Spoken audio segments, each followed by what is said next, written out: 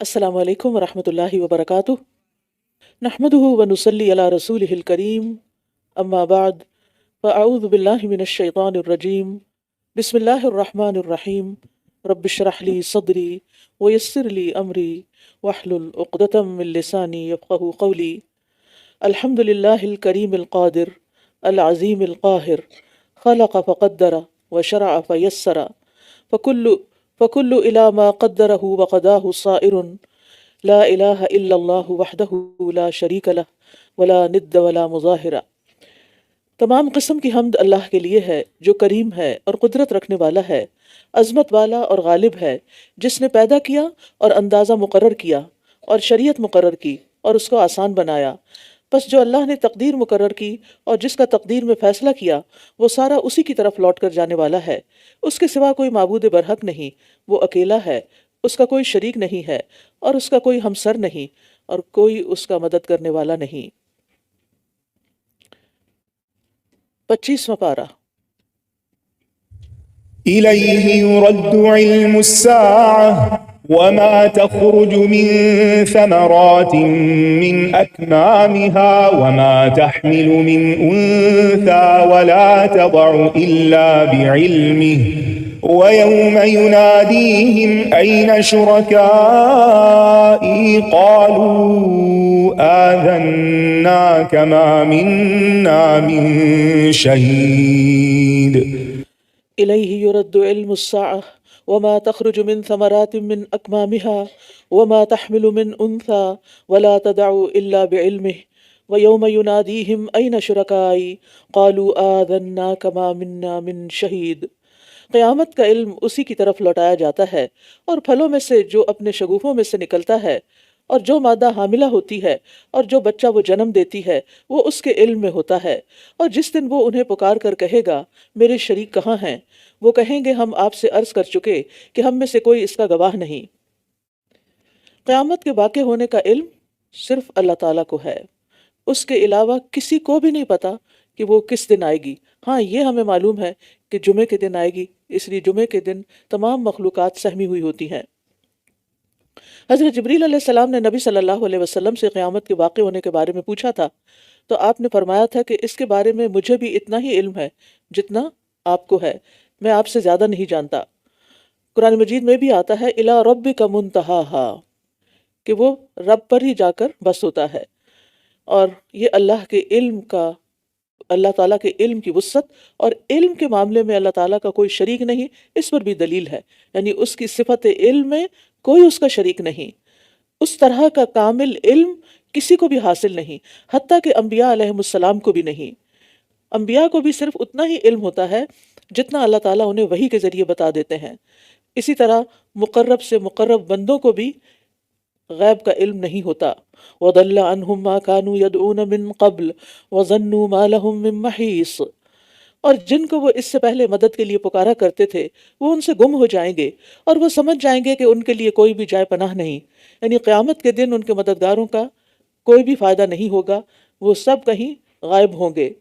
اور یہاں گمان جو ہے یقین کے معنوں میں ہے، یعنی قیامت کے دن وہ لوگ یقین کرنے پر مجبور ہوں گے کہ اب انہیں اللہ کے عذاب سے بچانے والا کوئی بھی نہیں۔ لا يسأم الانسان من دعاء الخیر وإن مسہ الشر فیئوس قنوط، انسان بھلائی کی دعا مانگنے سے نہیں تھکتا، اگر اسے کوئی تکلیف پہنچ جائے تو نہایت مایوس، بہت نا امید ہو جاتا ہے۔ یعنی اکثر لوگوں کا حال یہ ہے کہ وہ دنیا کی نعمتیں مانگتے رہتے ہیں اور مانگتے ہی چلے جاتے ہیں اور تھکتے نہیں، اور یہ غالب اکثریت کا حال ہے۔ لیکن اگر کوئی چیز ان کی مرضی کے مطابق نہیں ہوتی، کوئی دعا قبول نہیں ہوتی، تو پھر وہ مایوسی میں چلے جاتے ہیں۔ لیکن اللہ کے مخلص بندے مایوسی ان کے قریب بھی نہیں آتی، وہ ہمیشہ اللہ تعالیٰ سے اچھی امید رکھتے ہیں، وہ اللہ کے فضل کا سوال کرتے رہتے ہیں۔ ابو ہریرہ رضی اللہ عنہ کہتے ہیں کہ نبی صلی اللہ علیہ وسلم نے فرمایا، جب تک آدمی کسی گناہ یا قطع رحمی اور قبولیت میں جلدی نہ کرے، اس وقت تک بندے کی دعا قبول کی جاتی رہتی ہے۔ عرض کیا گیا اللہ کے رسول جلدی کیا ہے؟ آپ نے فرمایا وہ کہے کہ میں نے دعا مانگی تھی، اور یقیناً میں نے دعا مانگی تھی، لیکن مجھے نہیں معلوم کہ میری دعا قبول ہوئی، پھر وہ اس مرحلے میں مایوس ہو کر تھک جاتا ہے اور دعا مانگنا چھوڑ دیتا ہے۔ تو دعا مانگنا چھوڑنا جو ہے، یہی دراصل مایوسی کی علامت ہے۔ وَلَئِنْ أَذَقْنَاهُ رَحْمَةً مِنَّا مِنْ بَعْدِ ضَرَّاءَ مَسَّتْهُ، اور اگر ہم اس تکلیف کے بعد جو اسے پہنچی تھی اپنی طرف سے رحمت کا مزہ چکھائیں تو وہ ضرور کہے گا یہ تو میرے ہی لیے ہے، اور میں نہیں سمجھتا کہ قیامت قائم ہوگی، اور اگر میں اپنے رب کی طرف لوٹایا بھی جاؤں تو بے شک میرے لیے اس کے پاس یقیناً بھلائی ہی ہوگی، بس ہم ان لوگوں کو جنہوں نے کفر کیا ضرور خبر دیں گے اس کی جو انہوں نے عمل کیے، اور یقیناً ہم ضرور انہیں سخت عذاب کا مزہ چکھائیں گے۔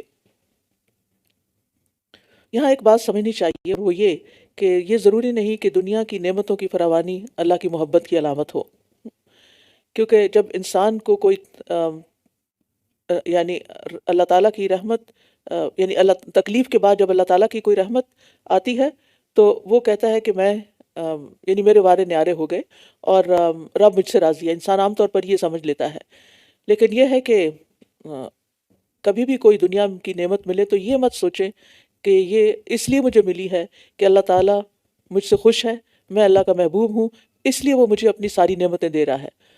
دنیا میں کمی بیشی اس کی محبت اور ناراضگی کی علامت نہیں ہے، بلکہ اللہ تعالیٰ صرف آزمائش کے لیے ایسا کرتا ہے، کبھی دے کر آزماتا ہے اور کبھی لے کر آزماتا ہے۔ دے کر آزماتا کس بات سے ہے کہ کون شکر گزار ہے، اور لے کر کون صبر کرنے والا ہے۔ وَإِذَا أَنْعَمْنَا عَلَى الْإِنسَانِ أَعْرَضَ وَنَأَىٰ بِجَانِبِهِ، اور جب ہم انسان پر احسان کرتے ہیں تو وہ اعراض کرتا ہے، منہ موڑ لیتا ہے اور اپنا پہلو پھیر لیتا ہے، اور جب اسے تکلیف پہنچتی ہے اور جب اسے کوئی تکلیف پہنچتی ہے تو وہ لمبی چوڑی دعائیں کرنے لگتا ہے۔ یعنی منہ پھیر لیتا ہے کا مطلب یہ ہے کہ حق کی اطاعت سے اپنا پہلو بچا لیتا ہے، یعنی پھر اطاعت چھوڑ دیتا ہے اور تکبر کا اظہار بھی کرتا ہے۔ یعنی ایسا شخص شدت میں تو اللہ کو یاد کرتا ہے لیکن خوشحالی میں بھول جاتا ہے۔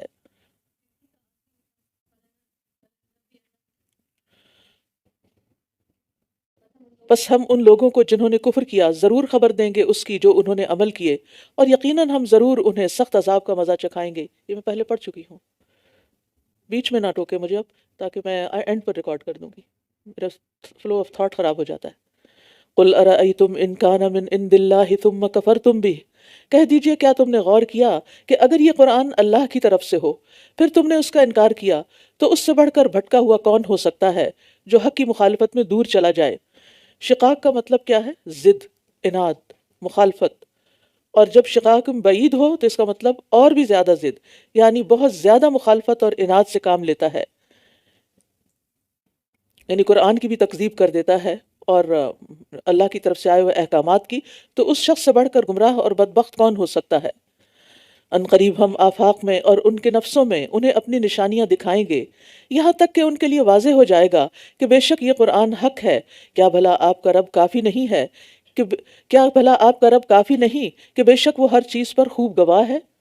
یعنی نشانیاں دکھانے کا مقصد کیا ہے کہ پتہ چلے کہ اللہ سبحانہ وتعالیٰ حق ہے، قرآن حق ہے، اور اللہ سبحانہ وتعالیٰ ہر چیز پر خود گواہ ہے۔ خبردار، بے شک وہ اپنے رب کی ملاقات کے بارے میں شک میں ہیں، خبردار، بے شک وہ ہر چیز کا احاطہ کیے ہوئے ہے۔ یعنی اللہ سبحانہ وتعالیٰ ہر چیز کو جانتا ہے، ہمارے تمام اعمال کو بھی جانتا ہے، لہٰذا اس کے مطابق وہ سب سے حساب لے گا۔ اس لیے کسی کو بھی قیامت کے آنے میں اور اپنے رب سے ملاقات یعنی مرنے کے بعد رب سے ملاقات کے بارے میں کوئی شک نہیں ہونا چاہیے، کیونکہ ایسے لوگ پھر اگر رب سے ملاقات کے بارے میں شک ہوتا ہے تو عمل کرنا چھوڑ دیتے ہیں۔ پتہ نہیں قیامت آئے گی کہ نہیں، پتہ نہیں حساب ہوگا کہ نہیں، پتہ نہیں جنت دوزخ ہے بھی کہ نہیں۔ یعنی جن لوگوں کا یہ حال ہوتا ہے پھر وہ عمل سے دور ہو جاتے ہیں۔ کہا جاتا ہے کہ عمر بن عبدالعزیز ایک مرتبہ ممبر پر چڑھے اور اللہ تعالیٰ کی حمد و ثنا کے بعد فرمایا، لوگوں میں نے تمہیں کسی نئی بات کے لیے جمع نہیں کیا، بلکہ صرف اس لیے جمع کیا ہے کہ تمہیں یہ سنا دوں کہ روز جزا کے بارے میں میں نے خوب غور و فکر کیا ہے، اور میں اس نتیجے پر پہنچا ہوں کہ اسے سچا جان کر عمل نہ کرنے والا احمق ہے، اور جھوٹا جاننے والا ہلاک ہونے والا ہے۔ پھر آپ ممبر سے اتر گئے۔ یعنی مطلب یہ ہے کہ جو سچ مانتا ہے قیامت کو اور پھر اس کے لیے تیاری نہیں کرتا، اور اس کی دہشت اور اس کی جو تکلیف دہ صورتحال ہے اس سے ڈر کے عمل نہیں کرتا، ایسے عمل جو اس دن اس خوف میں، اس گھبراہٹ میں اس کو امن دے سکے، تو پھر انسان لہو و لعب میں مبتلا ہو جاتا ہے، تو ایسا شخص جو ہے نہایت احمق ہے۔ ہم سب کو اللہ سے ملاقات کرنے کا شوق بھی ہونا چاہیے اور اس کی تیاری بھی کرنی چاہیے، جس سے ملاقات کا شوق ہوتا ہے پھر انسان اس کے لیے تیاری بھی کرتا ہے۔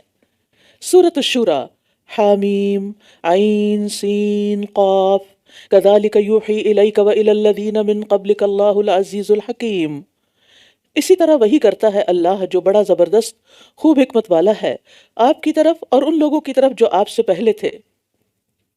یعنی جس طرح یہ قرآن آپ کی طرف نازل کیا گیا ہے، اسی طرح آپ سے پہلے انبیاء پر بھی آسمانی کتابیں نازل ہوئی تھیں، صحیفے اترے تھے، اور وحی کے ذریعے اللہ کا کلام ان تک آیا تھا جو یعنی فرشتے لے کر آئے تھے۔ نبی صلی اللہ علیہ وسلم پر بھی وحی آتی تھی۔ آپ سے پوچھا گیا تو آپ نے فرمایا کہ کبھی تو ایک گھنٹی کی جھنکار کی طرح آتی ہے اور وہ کیفیت مجھ پہ بہت سخت ہوتی ہے، پھر وہ کیفیت موقوف ہو جاتی ہے اور میں اس وحی کو محفوظ کر لیتا ہوں، اور کبھی تو ایک فرشتہ انسانی شکل میں آتا ہے اور جو وہ کہتا ہے میں اسے یاد کر لیتا ہوں۔ حضرت عائشہ فرماتی ہے کہ میں نے سخت سردی میں مشاہدہ کیا کہ جب وحی کی کیفیت ختم ہوتی تھی تو آپ پسینے میں شرابور ہوتے اور آپ کی پیشانی سے پسینے کے قطرے گر رہے ہوتے تھے۔ تو کذالک یوحی الیک، یعنی جیسے آپ پر نازل ہوئی ہے اسی طرح پہلے لوگوں پر بھی نازل ہوئی۔ لہو ما فی السماوات و ما فی الارض وہو العلی العظیم، آسمانوں اور زمین میں جو کچھ ہے سب اسی کا ہے اور وہ بہت بلند مرتبہ بڑی عظمت والا ہے، العلی العظیم۔ تکاد السماوات یتفطرن من فوقہن والملائکۃ یسبحون بحمد ربہم ویستغفرون لمن فی الارض الا ان اللہ هو الغفور الرحیم۔ قریب ہے کہ آسمان اپنے اوپر سے پھٹ پڑیں اور فرشتے اپنے رب کی حمد کے ساتھ تسبیح کرتے ہیں اور زمین والوں کے لیے بخشش کی دعائیں مانگتے ہیں۔ خبردار، بے شک اللہ ہی بہت بخشنے والا نہایت رحم کرنے والا ہے۔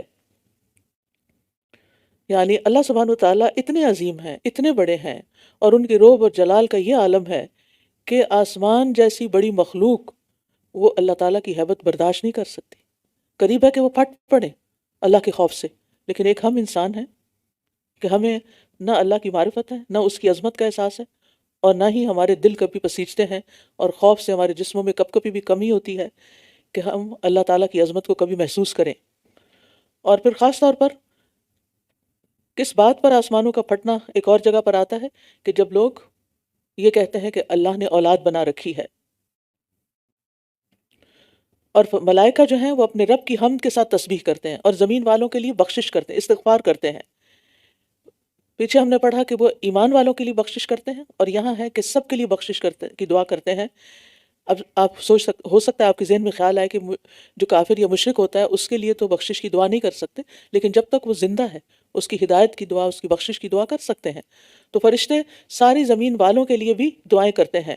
یہ فرشتوں کی دراصل خیر خواہی اور عاجزی ہے، اور فرشتوں کے یہ اوصاف کیا ہم میں بھی پائے جاتے ہیں کہ ہم دوسرے لوگوں کو اپنی دعاؤں میں یاد رکھیں جو کسی بھی مشکل کا شکار ہیں یا نہیں ہیں۔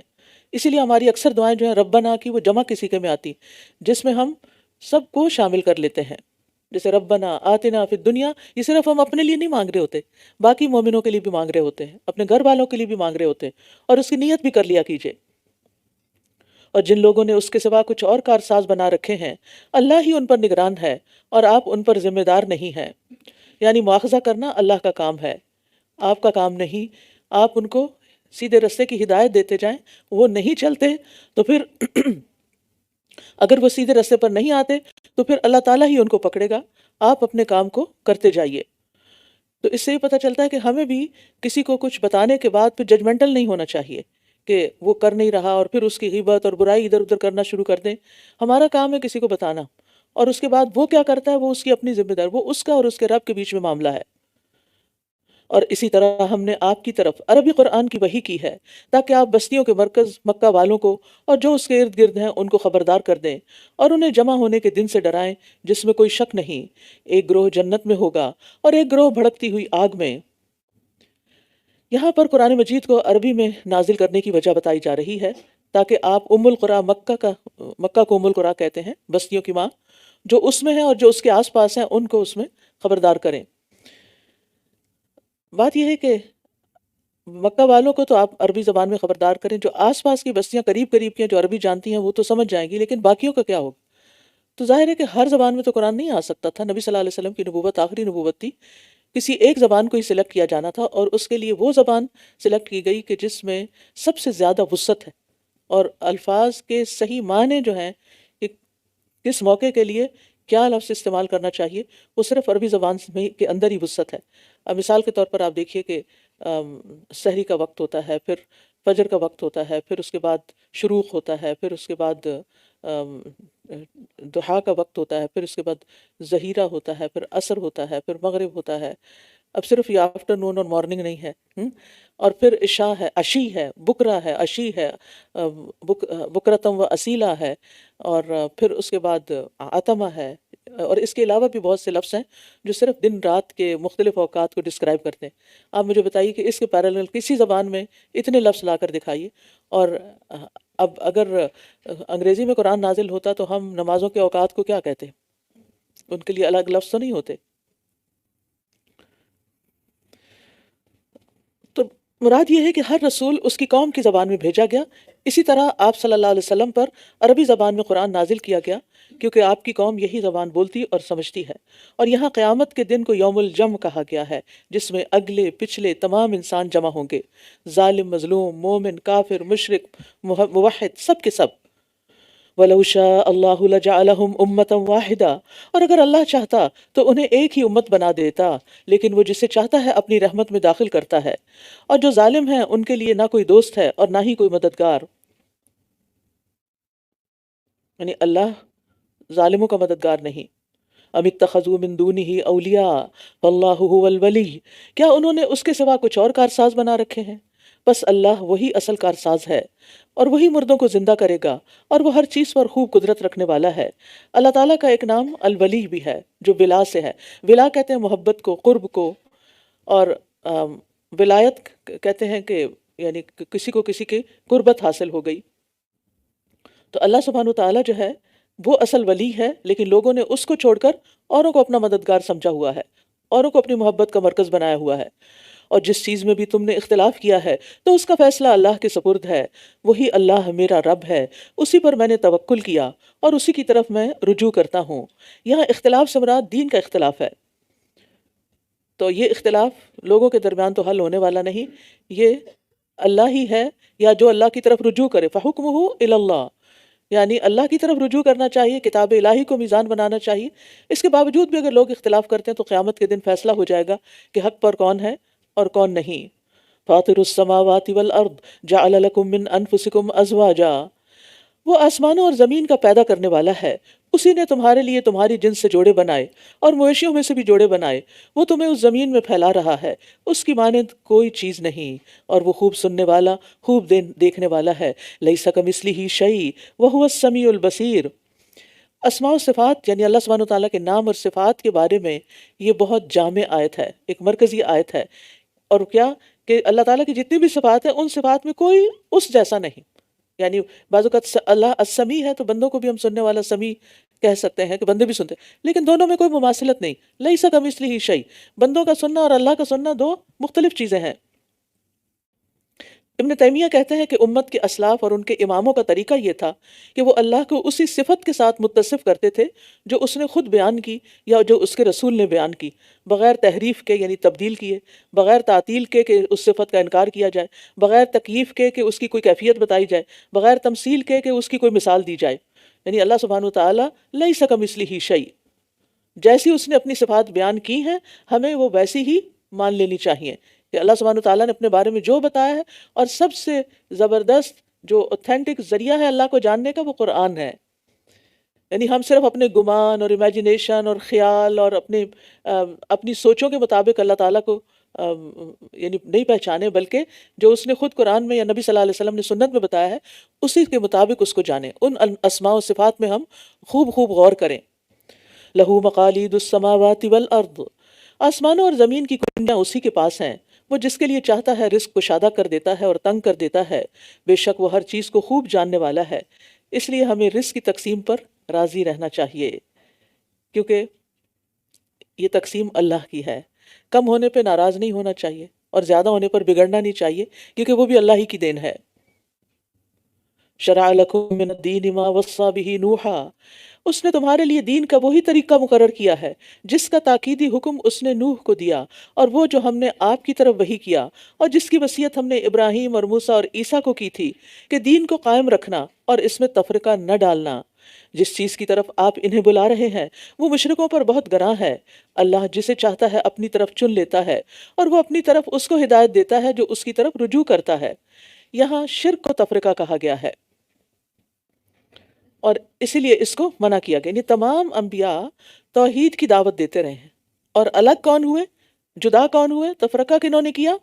جنہوں نے شرک کیا۔ تو نوح علیہ السلام نے بھی اپنی قوم کو توحید کی وصیت کی تھی۔ رسول اللہ صلی اللہ علیہ وسلم نے فرمایا بے شک اللہ کے نبی نوح علیہ السلام کی وفات کا وقت جب قریب آیا تو انہوں نے اپنے بیٹے سے فرمایا کہ میں تمہیں ایک وصیت کر رہا ہوں جس میں تمہیں دو باتوں کا حکم دیتا ہوں اور دو باتوں سے روکتا ہوں۔ میں تمہیں اس بات کا حکم دیتا ہوں کہ لا الہ الا اللہ کا اقرار کرتے رہنا، کیونکہ اگر ساتوں آسمان اور ساتوں زمینوں کو ترازو کے ایک پلڑے میں رکھا جائے اور لا الہ الا اللہ کو دوسرے پلڑے میں، تو لا الہ الا اللہ کا پلڑا جھک جائے گا۔ اتنا وزنی کلمہ ہے یہ، یعنی ایمان لانے اور نہ لانے میں بہت بڑا فرق ہے۔ اور اگر ساتوں آسمان اور ساتوں زمینیں ایک بند کڑے کی شکل اختیار کر لیں تو لا الہ الا اللہ اس کو بھی توڑ دے گا۔ اور دوسرا یہ کہ سبحان اللہ و بحمدہ کا ورد کرتے رہنا، یہ ہر چیز کی نماز ہے اور اس کے ذریعے مخلوق کو رزق ملتا ہے، تو گویا یہ رزق کی کنجی بھی ہے۔ اور میں تمہیں شرک اور تکبر سے منع کرتا ہوں۔ عرض کیا گیا یا رسول اللہ یہ شرک تو ہم نے پہچان لیا، تکبر کیا ہے؟ کیا یہ ہے کہ ہم میں سے کسی کے پاس بہت ہی خوبصورت جوتے ہوں اور اس کے بہت ہی خوبصورت تسمے ہوں؟ فرمایا نہیں۔ عرض کیا گیا کسی کے پاس احباب ہوں جو اس کے پاس ادب سے بیٹھتے ہوں؟ آپ نے فرمایا یہ بھی نہیں۔ عرض کیا گیا یا رسول اللہ تو پھر تکبر کیا ہے؟ آپ صلی اللہ علیہ وسلم نے فرمایا حق کو ٹھکرا دینا اور لوگوں کو حقیر سمجھنا۔ تو یہاں پر تمام انبیاء کو ایک ہی دین دیا گیا، چاہے نوح علیہ السلام ہو یا ابراہیم علیہ السلام یا موسیٰ علیہ السلام یا عیسیٰ علیہ السلام یا پھر محمد صلی اللہ علیہ وسلم۔ مجاہد کہتے ہیں، مفسر ہے یہ، اللہ نے کوئی نبی نہیں بھیجا مگر اس کو نماز قائم کرنے، زکوٰۃ ادا کرنے، اللہ کے لیے اپنی اطاعت کا اقرار کرنے کی وصیت کی۔ بس یہی اللہ کا وہ دین ہے جو اس نے ان کے لیے مشروع کیا۔ شرع لکم من الدین ما وصی بہ نوحا، یعنی محمد صلی اللہ علیہ وسلم کو بھی وہی دین ملا ہے جو گزشتہ انبیاء کو ملا تھا۔ اور انہوں نے آپس کی سرکشی کی وجہ سے علم آ جانے کے بعد تفرقہ ڈالا، اور اگر ایک بات آپ کے رب کی طرف سے ایک وقت مقرر تک پہلے سے ہی طے شدہ نہ ہوتی تو ضرور ان کے درمیان فیصلہ کر دیا جاتا، اور بے شک جو لوگ ان کے بعد اس کتاب کے وارث بنائے گئے ہیں وہ اس کے متعلق بے چین کر دینے والے شک میں مبتلا ہیں۔ یعنی بعد میں جو ان کے فالوورز تھے انبیاء کے، انہوں نے پھر تفرقہ شروع کر دیا۔ ان کو سزا دی جا سکتی تھی لیکن اللہ نے ہر ایک کے لیے ایک وقت مقرر کیا ہوا ہے۔ افراد کی بھی زندگی کا وقت مقرر ہے اور اقوام کی زندگی کا بھی۔ اگر کوئی قوم اجتماعی طور پر کسی گناہ کا شکار ہوتی ہے تو اس کی پکڑ کا بھی ایک وقت مقرر ہوتا ہے۔ وَلِذَلِكَ فَادْعُ وَاسْتَقِمْ كَمَا أُمِرْتَ، بس آپ اسی کی طرف دعوت دیجئے اور ثابت قدم رہیے جیسا کہ آپ حکم دیے گئے ہیں، اور ان کی خواہشات کی ہرگز پیروی نہ کیجیے، اور کہہ دیجئے کہ اللہ نے جو بھی کتاب نازل کی ہے میں اس پر ایمان لایا، اور مجھے حکم دیا گیا ہے کہ میں تمہارے درمیان عدل کرتا رہوں۔ اللہ ہی ہمارا رب ہے اور تمہارا رب بھی، اللہ ہی ہمارا رب ہے اور تمہارا رب بھی، ہمارے لیے ہمارے اعمال ہیں اور تمہارے لیے تمہارے اعمال، ہمارے اور تمہارے درمیان کوئی جھگڑا نہیں، اللہ ہمیں آپس میں جمع کرے گا اور اسی کی طرف لوٹ کر جانا ہے۔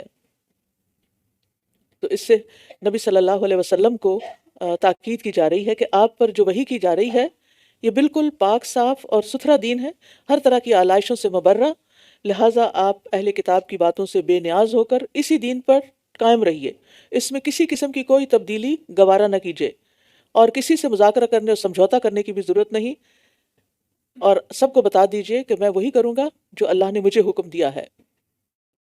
اور جو لوگ اللہ کے بارے میں جھگڑا کرتے ہیں اس کے بعد کہ اس کی دعوت کو قبول کر لیا گیا، ان کی حجت ان کے رب کے نزدیک زائل ہونے والی ہے، اور ان پر اللہ کا غضب ہے اور ان کے لیے سخت عذاب ہے۔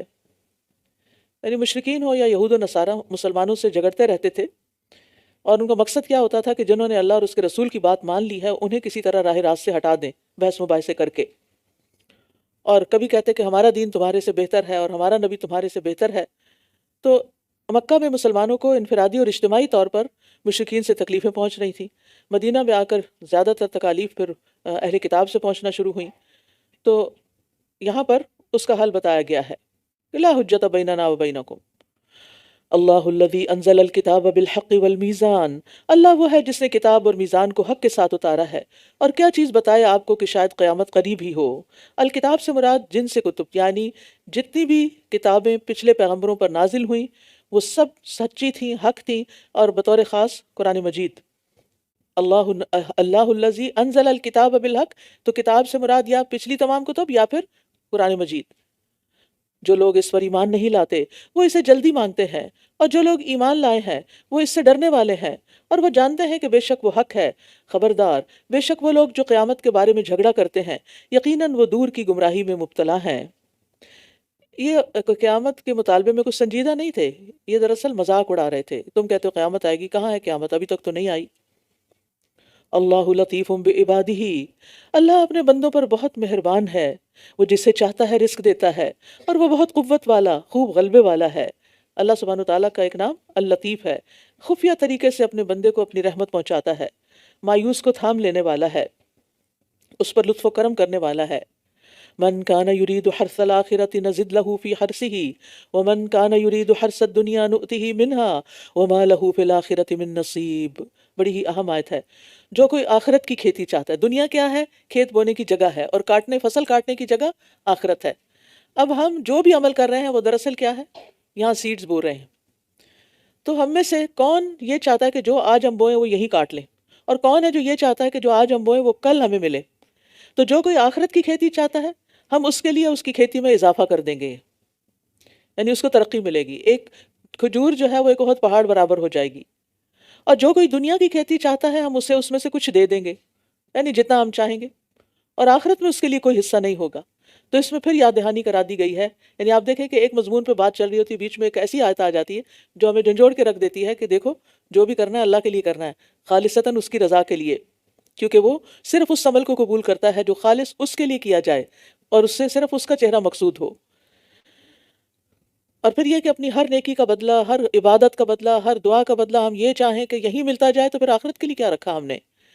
ابو ہریرہ کہتے ہیں رسول اللہ صلی اللہ علیہ وسلم نے فرمایا، جس نے دنیا طلب کی اس نے اپنی آخرت کو نقصان دیا، اور جس نے آخرت کا مطالبہ کیا اس نے اپنی دنیا کو نقصان دیا، بس تم باقی رہنے والی زندگی کے بدلے فنا ہونے والی دنیا کا نقصان ہونے دو۔ مطلب یہ کہ بہت دفعہ ایک کانفلکٹ ہو جاتا ہے نا دنیا اور آخرت میں۔ انسان اگر دنیا زیادہ چاہتا ہے تو وہ ایسی چیز کو اختیار کر لیتا ہے جو چاہے اللہ کی ناراضگی کی ہو لیکن اس سے دنیا کا فائدہ ہو رہا ہو، اور ادروائز یہ ہے کہ انسان سوچتا ہے کہ نہیں یہ میری آخرت کے لیے نقصان دہ، لہٰذا مجھے یہ چیز نہیں چاہیے یا نہیں کرنا۔ تو ہر ایک کی اپنی اپنی ایک طلب ہوتی ہے۔ تو بنیادی طور پر یہی ہے کہ ہمیں جو نیکی کرنی ہے وہ آخرت کے لیے کرنی ہے۔ رسول اللہ صلی اللہ علیہ وسلم نے فرمایا، اس امت کو عظمت، رفعت، دین اور نصرت اور زمین میں اقتدار کی خوشخبری دے دو، یہ امت بڑی ترقی کرے گی۔ سو جو ان میں سے آخرت کا عمل دنیا کے لیے کرے گا، آخرت کا عمل دنیا کے لیے کرے گا، اس کا آخرت میں کوئی حصہ نہیں ہوگا۔ وَمَنْ أَرَادَ الْآخِرَةَ وَسَعَى لَهَا سَعْيَهَا، آخرت کے لیے پھر انسان کوشش کرے۔ پھر فرمایا، کیا ان کے لیے کچھ ایسے شریک ہیں جنہوں نے ان کے لیے دین کا ایسا طریقہ مقرر کر دیا جس کی اللہ نے اجازت نہیں دی، اور اگر فیصلے کی بات طے نہ ہو چکی ہوتی تو ضرور ان کے درمیان فیصلہ کر دیا جاتا، اور بے شک ان ظالموں کے لیے دردناک عذاب ہے۔ تو اس سے پتہ چلتا ہے کہ اللہ نے اپنے نبی کی زبان سے جو شریعت مقرر کی ہے وہ قیامت تک کے لیے ہے۔ آپ ظالموں کو دیکھیں گے کہ وہ اپنے ان اعمال کے وبال سے ڈر رہے ہوں گے جو انہوں نے کمائے، اور وہ ان پر واقع ہو کر رہے گا۔ اور جو لوگ ایمان لائے اور انہوں نے نیک عمل کیے وہ جنتوں کے باغوں میں ہوں گے، فی روضات الجنات، ان کے لیے ان کے رب کے ہاں وہ سب ہوگا جو وہ چاہیں گے، یہی بہت بڑا فضل ہے۔ روضہ کہتے ہیں ایسے باغ کو جس میں پانی اور درخت ہوتے ہیں، یعنی پانی اس جگہ کو ہر طرف سے گھیرے ہوئے ہوتا ہے، اور اس کے ارد گرد سرسبزہ سبزہ بھی ہوتا ہے۔ نبی صلی اللہ علیہ وسلم کے ممبر اور قبر کا درمیانی حصہ بھی روضۃ من ریاض الجنہ کہلاتا ہے، یہ جنت کے باغوں میں سے ایک باغ ہے۔ اسی طرح آپ سوچتے ہیں کہ وہاں تو ہم پہنچ نہیں سکتے تو پھر کیا کریں؟ تو رسول اللہ صلی اللہ علیہ وسلم نے فرمایا، جب تم لوگ جنت کے باغوں کے پاس سے گزرو تو کچھ کھا پی لیا کرو۔ کسی نے پوچھا جنت کے باغوں سے کیا مراد ہے؟ آپ نے فرمایا مجالس ذکر، جہاں اللہ کا ذکر ہوتا ہے وہ مجلس سے بھی جنت کا باغ۔ اور یہی وجہ ہے کہ جب ہم ایک دفعہ ایسی کسی مجلس میں جاتے ہیں تو خوش ہو کر ہی نکلتے ہیں، یعنی دل ہلکا ہو چکا ہوتا ہے۔ یہی وہ خوشخبری ہے جو اللہ اپنے ان بندوں کو دیتا ہے جو ایمان لائے اور انہوں نے نیک عمل کیے۔ کہہ دیجئے میں تم سے اس پر کوئی اجرت نہیں مانگتا سوائے قرابت داری کی محبت کے، اور جو کوئی نیکی کمائے گا ہم اس کے لیے اس میں خوبی کا اضافہ کر دیں گے، بے شک اللہ بہت بخشنے والا خوب قدردان ہے۔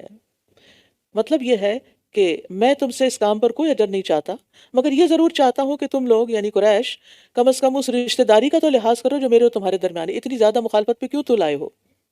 چاہیے تھا کہ سب سے پہلے تم میری بات مانتے، لیکن اگر تمہیں نہیں ماننا تو یہ ظلم تو نہ کرو کہ سارے عرب سے بڑھ کر تم ہی میرے دشمن بن جاؤ۔ اور یہ بات بھی بڑی خوبصورت ہے، اور جو کوئی نیکی کمائے گا ہم اس کے لیے اس میں خوبی کا اضافہ کر دیں، یعنی اس کو اور بڑھا دیں گے، کیونکہ اللہ تعالیٰ بڑا ہی قدردان ہے، چھوٹے سے عمل کا بہت بڑا بدلہ دیتا ہے۔ کیا یہ کہتے ہیں کہ اس نے اللہ پر جھوٹ گھڑ لیا ہے؟ بس اگر اللہ چاہتا تو آپ کے دل پر مہر لگا دیتا، اور اللہ باطل کو مٹاتا ہے اور وہ اپنے کلمات سے حق کو حق کر دکھاتا ہے، بے شک وہ سینوں کے بھید خوب جانتا ہے۔ تو بات یہ کہ اللہ پر وہی جھوٹ بول سکتا ہے، اللہ کی طرف جھوٹ منسوب کرنا کوئی معمولی کام نہیں، وہی کرے گا جس کے دل پہ مہر لگی ہوئی ہو، جس کا دل سخت ہو۔ اور اسی طرح نبی صلی اللہ علیہ وسلم پر جو جھوٹا الزام لگائیں ان کو بھی، ان کے لیے بھی وعید ہے کہ کیونکہ افطرا علی اللہ کذبا، یعنی وہ کہتے تھے کہ آپ نبی نہیں ہیں، آپ جھوٹ کہتے ہیں۔ تو اس میں دو باتیں آ گئی نا، ایک تو یہ کہ انہوں نے اللہ پہ جھوٹ باندھا کہ اللہ نے مجھے نبی بنایا، اور دوسرا یہ ہے کہ نبی صلی اللہ علیہ وسلم جو ہیں وہ صادق اور امین نہیں۔ وَهُوَ الَّذِي يَقْبَلُ التَّوْبَةَ عَنْ عِبَادِهِ وَيَعْفُو عَنِ السَّيِّئَاتِ وَيَعْلَمُ مَا تَفْعَلُونَ، اور وہی ہے جو اپنے بندوں کی توبہ قبول کرتا ہے اور برائیوں سے درگزر کرتا ہے، اور وہ جانتا ہے جو تم کرتے ہو۔ توبہ کا مطلب ہوتا ہے واپس لوٹ آنا، پلٹ آنا۔ توبہ کی 5 شرائط ہیں۔ نمبر 1 اخلاص، صرف اللہ کے ڈر سے توبہ کی جائے، کسی بھی گناہ سے، لوگوں کے ڈر سے نہیں۔ نمبر 2 گناہ پر شرمندگی ہو، ندامت ہو۔ نمبر 3 گناہ سے کنارہ کشی ہو، اس راستے کو ہی چھوڑ دے۔ نمبر 4 آئندہ نہ کرنے کا ارادہ ہو۔ نمبر 5 توبہ کا دروازہ بند ہونے سے پہلے پہلے توبہ کر لی جائے۔ اور حقوق العباد سے متعلق ایک زائد شرط بھی ہے کہ جس کے حق میں کمی کی ہے اس کے حق کو پورا کر کے بری ذمہ ہو جائے انسان۔ وَيَسْتَجِيبُ الَّذِينَ آمَنُوا وَعَمِلُوا الصَّالِحَاتِ، اور وہ لوگوں کی دعا قبول کرتا ہے جو ایمان لائے اور انہوں نے نیک عمل کیے، اور انہیں اپنے فضل سے مزید عطا کرتا ہے، اور جو کافر ہیں ان کے لیے شدید عذاب ہے۔ یہ بڑی خوشخبری والی آیت ہے کہ اللہ اپنے بندوں کی دعائیں قبول کرتا ہے، ان کی خواہشیں پوری کرتا ہے، ان کی آرزوؤں کی تکمیل کرتا ہے، بشرطے کہ دعا کے آداب و شرائط کا بھی لحاظ رکھا جائے۔ اور خاص طور پر جب کوئی توبہ استغفار کرتا ہے تو اللہ سبحانہ وتعالیٰ اسے خوشی سے قبول کرتا ہے۔ حدیث میں آتا ہے اللہ اپنے بندے کی توبہ سے اس شخص سے زیادہ خوش ہوتا ہے جس کی سواری کھانے پینے کے سامان کے ہمراہ صحرا بیابان میں گم ہو جائے، اور وہ نا امید ہو کر کسی درخت کے نیچے لیٹ جائے کہ اچانک اسے اپنی سواری مل جائے، اور وہ فرط مسرت میں اس کے منہ سے نکل جائے، اے اللہ تو میرا بندہ اور میں تیرا رب، یعنی خوشی کی شدت میں غلطی کر جائے۔ اس لیے گناہ کیسے بھی ہوں، کتنے بھی ہوں، کبھی اللہ کی رحمت سے مایوس نہ ہوں، بس چھوڑ دیں اور واپس اللہ کی طرف لوٹ آئیں، اللہ سے دور نہ جائیں، اللہ کا قرب چاہیں۔ وَلَوْ بَسَطَ اللَّهُ الرِّزْقَ لِعِبَادِهِ لَبَغَوْا فِي الْأَرْضِ، اور اگر اللہ اپنے بندوں کے لیے رزق کو فراخ کر دیتا تو یقیناً وہ زمین میں سرکشی برپا کر دیتے، لیکن وہ ایک اندازے کے ساتھ جتنا چاہتا ہے اتارتا ہے، بے شک وہ اپنے بندوں سے خوب باخبر ہے، خوب دیکھنے والا ہے۔ یعنی اللہ تعالیٰ، یعنی ہم بعض اوقات پڑھتے ہیں نا کہ اللہ زمین و آسمان کے خزانے اللہ کے پاس ہے، تو پھر کبھی دل میں خیال آتا ہے پھر غریب لوگوں کو اللہ تعالیٰ اپنے خزانے سے کیوں نہیں دے دیتا؟ تو اس میں بھی ایک حکمت ہے، اور وہ یہاں بتایا جا رہا ہے کہ اگر ہر ایک کو وہ فراغ رزق دیتا تو لوگ زمین میں سرکشی برپا کر دیتے، فساد اور فتنہ برپا ہو جاتا، ابھی کچھ کم نہیں، لیکن پھر تو کوئی حال نہ رہتا، کوئی کسی کی بات نہ سنتا۔ اور ویسے بھی دنیا کی کشادگی جو ہے وہ غفلت کا باعث بنتی ہے۔ رسول اللہ صلی اللہ علیہ وسلم نے فرمایا، اللہ کی قسم میں تمہارے بارے میں فقر سے نہیں ڈرتا ہوں، لیکن میں اس بات سے ڈرتا ہوں کہ دنیا تم پر کشادہ کر دی جائے گی، جس طرح تم سے پہلے لوگوں پر دنیا کشادہ کی گئی تھی، تو تم ایک دوسرے سے آگے بڑھنے لگو جس طرح وہ ایک دوسرے سے آگے بڑھنے لگے، اور وہ تمہیں غافل کر دے جس طرح ان لوگوں کو غافل کر دیا تھا۔ یعنی دنیا کا مال و متاع جب زیادہ مل جاتا ہے تو عموماً انسان غافل ہو جاتا ہے، نمازوں میں تاخیر، سستی، بعض اوقات پھر چھوڑنے لگ جاتا ہے۔ جب اس کے بہت زیادہ میل ملاپ اور دنیا کی رونقیں اور دنیا کے میلے ٹھیلوں میں زیادہ جانے لگتا ہے تو پھر آخرت کے بارے میں غافل ہو جاتا ہے، اور وہی ہے جو ان کے مایوس ہونے کے بعد بارش برساتا ہے اور اپنی رحمت کو پھیلا دیتا ہے، اور وہی مددگار بہت تعریف والا ہے۔ قتادہ کہتے ہیں کہ عمر بن خطاب سے کہا گیا کہ زمین خشک سالی کا شکار ہو گئی ہے اور لوگ مایوس ہو گئے ہیں، تو حضرت عمر نے کہا اب بارش ضرور ہوگی، کیونکہ اوپر آیت میں ہے اور وہی ہے جو ان کے مایوس ہونے کے بعد بارش برساتا ہے۔ تو انہوں نے کہا کہ اگر لوگ مایوس ہو گئے ہیں تو بارش برسے گی، اور بارش کے وقت دعا بھی قبول ہوتی ہے۔ یہاں تو آپ کے پاس بہت موقع ہے بارش اور برف کے اندر دعائیں مانگنے کا۔ اور اس کی نشانیوں میں سے آسمانوں اور زمین کی پیدائش ہے، اور اس نے ان دونوں میں جو بھی جاندار ہیں پھیلا دیے ہیں، اور وہ جب چاہے ان کے جمع کرنے پر بھی خوب قادر ہے۔ اللہ تعالیٰ تمام انس و جن اور جانداروں اور حیوانات کو قیامت کے دن ایک ہی میدان میں جمع فرمائے گا۔ پھر انسان کا تو حساب ہو کہ جنت یا جہنم ہوگی، اور باقی جانوروں کا آپس میں بدلے چکا دیے جائیں گے، اور تو انہوں نے کیا گناہ کرنے، پھر ان کے بعد ان کو مٹی کر دیا جائے گا، ختم کر دیا جائے گا۔ اس وقت کافر کہے گا یا لیتنی کنت ترابا، کاش میں بھی مٹی ہوتا۔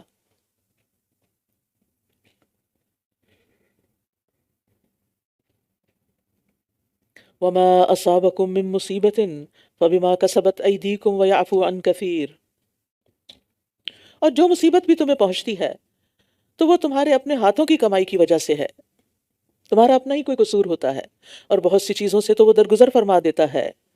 اکرمہ کہتے ہیں کہ بندے کو جو بھی چھوٹی سے چھوٹی یا بڑی مصیبت پہنچتی ہے وہ اس کے گناہ کی وجہ سے پہنچتی ہے، اور اس کے ذریعے اللہ تعالیٰ بندے کے اس گناہ کو معاف کر دیتا ہے، یا اس پہنچنے والی مصیبت کی وجہ سے اللہ بندے کو کسی درجے تک پہنچا دیتا ہے۔ یعنی جب کوئی تکلیف آتی ہے تو وہ آپ کے درجات کی بلندی کا باعث بنتی ہے۔ حسن بصری کہتے ہیں کہ اللہ کی بارگاہ میں جب بندوں کا مقام گر گیا تو انہوں نے اللہ کی نافرمانی کی، اور اگر وہ اللہ کی بارگاہ میں معزز ہوتے تو اللہ ان کو نافرمانیوں سے بچا لیتا۔ پھر گناہوں کی سزا میں سے ایک یہ بھی ہے قرآن کا بھولنا۔ ضحاک کہتے ہیں ہم کسی بھی ایسے شخص کو نہیں جانتے جس نے قرآن حفظ کیا اور پھر اسے بھول گیا ہو، مگر اس کے گناہوں کی وجہ سے اسے قرآن بھولتا ہے۔ یعنی حافظ کو قرآن کب بھولتا ہے؟ اس کے گناہوں کی وجہ سے۔ اور ویسے بھی انسان کے جسم پر گناہ کے تاریک اثرات ہوتے ہیں۔ ابن عباس کہتے ہیں نیکی کا دل میں نور ہوتا ہے اور چہرے پہ چمک ہوتی ہے، جسم میں طاقت ہوتی ہے، رزق میں اضافہ ہوتا ہے، اور مخلوق کے دل میں اس کی محبت ہوتی ہے۔ برائی کی وجہ سے چہرے پہ سیاہی ہوتی ہے، دل میں اس کی تاریکی ہوتی ہے، اور جسم میں کمزوری ہوتی ہے، اور رزق میں کمی ہوتی ہے، اور لوگوں کے دلوں میں اس کی نفرت ہوتی ہے۔ مجاہد کہتے ہیں جب قحط سالی ہو جاتی ہے تو بارش رک جاتی ہے تو بے زبان جانور بنی آدم کے نافرمان لوگوں پر لعنت کرتے ہیں۔ وہ کہتے ہیں یہ ابن آدم کی نافرمانی کی نحوست کی وجہ سے ہے۔ وما انتم بموجزین فی الارض، اور تم زمین میں اس کو عاجز، اور تم اللہ کو زمین میں عاجز کرنے والے نہیں ہو، اور اللہ کے سوا نہ تمہارا کوئی دوست ہے اور نہ کوئی مددگار۔ اور اس کی نشانیوں میں سے سمندر میں پہاڑوں کی مانند جہاز ہیں، بحری جہاز ہوتے ہیں، اگر وہ چاہے تو ہوا کو ساکن کر دے، روک دے، تو وہ اس کی پشت پر کھڑے کے کھڑے رہ جائیں، یعنی ہوا کے بغیر یہ کشتیاں نہ چلیں۔ بے شک اس میں ہر بہت صبر کرنے والے، بہت شکر کرنے والے کے لیے یقیناً کئی نشانیاں ہیں۔ یہاں صابر و شاکر انسان کی فضیلت بتائی جا رہی ہے کہ جب اس کو ملتا ہے کچھ تو وہ اللہ ہی کی طرف رجوع کرتا ہے، اور جب کوئی اس سے چھنتا ہے کچھ تو وہ بھی پھر بھی اللہ کی طرف رجوع کرتا ہے۔ یا وہ انہیں اس کی وجہ سے ہلاک کر دے جو انہوں نے کمائی کی، اور بہت سوں سے تو وہ درگزر کر دیتا ہے، اور تاکہ وہ لوگ جو ہماری آیات میں جھگڑا کرتے ہیں جان لیں کہ ان کے لیے کوئی جائے پناہ نہیں۔ فما اوتیتم من شیء فمتاع الحیات الدنیا، بس جو کچھ بھی تم دیے گئے ہو وہ دنیا کی زندگی کا سامان ہے۔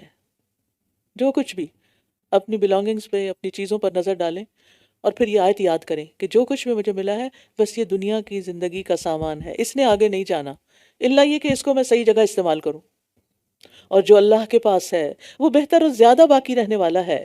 یہ ان لوگوں کے لیے ہے جو ایمان لائے اور اپنے رب پر ہی وہ توکل کرتے ہیں۔ تو یاد رکھیے دنیا حقیر ہے، خواہ قارون کا خزانہ ہی کیوں نہ ہو، لیکن اس کے برعکس نیکیوں کا اجر و ثواب جو اللہ دینے والا ہے وہ دنیا کے متاع سے بہت بہتر ہوگا۔ والذین یجتنبون کبائر الاثم والفواحش واذا ما غضبوا هم یغفرون، اور جو لوگ کبیرہ گناہوں اور بے حیائی کے کاموں سے اجتناب کرتے ہیں اور جب وہ غضبناک ہوتے ہیں تو معاف کر دیتے ہیں۔ ایمان اور توکل کے بعد جن چیزوں سے اجتناب کرنا ضروری ہے ان کا ذکر کیا جا رہا ہے۔ ان میں سب سے پہلے فواحش اور غضب۔ فواحش، فاحشہ کی جمع ہے کوئی بھی قول یا فعل جس کی قباحت حد سے بڑی ہوئی ہو، مثلا زنا، قوم لوط کا عمل اور شدید بخل وغیرہ۔ اور کبائر کا لفظ عام ہے جس میں فواحش آ جاتے ہیں، لیکن الگ طور پر اس لیے ذکر کیا گیا ہے تاکہ اس کی جو برائی یا گندگی ہے اس کو محسوس کیا جائے۔ اور پھر یہاں ایک اور صفت بتائی گئی کہ وہ غصے کی حالت میں معاف کر دیتے ہیں۔ وَإِذَا مَا غَضِبُوا هُمْ يَغْفِرُونَ، اور یہ وہی لوگ کرتے ہیں کہ جو مضبوط ارادے کے مالک ہوں، کیونکہ غصے کو کنٹرول کرنا آسان کام نہیں۔ اب دیکھیں کہ بہت سے ہمارے جو نقصان ہوتے ہیں نا مختلف چیزوں کے، ان کے پیچھے غصہ ہی ہوتا ہے۔ تعلقات کی خرابی بھی، اور بزنس پوائنٹ پر بھی لوگوں کے ساتھ جس طرح کے رویے اختیار کیے جاتے ہیں، یا اوور آل کمپلینٹس جتنی زیادہ ہوتی ہیں، تو ناشکرا انسان اور بے صبرا انسان کہیں کا نہیں رہتا۔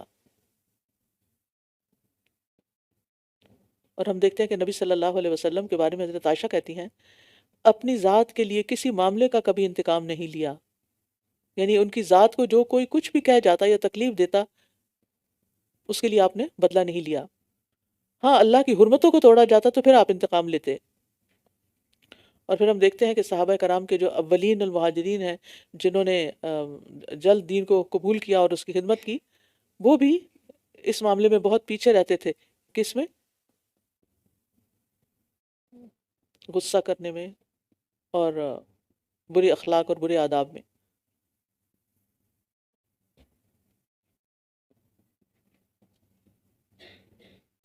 والذین استجابوا لربهم واقاموا الصلاة وامرهم شورى بینہم ومما رزقناہم ينفقون، اور جن لوگوں نے اپنے رب کی بات قبول کر لی اور نماز قائم کی، اور ان کا کام آپس کے صلاح مشورے سے طے پاتا ہے، اور اس رزق میں سے جو ہم نے انہیں دیا ہے وہ خرچ کرتے ہیں، یعنی اللہ کے راستے میں۔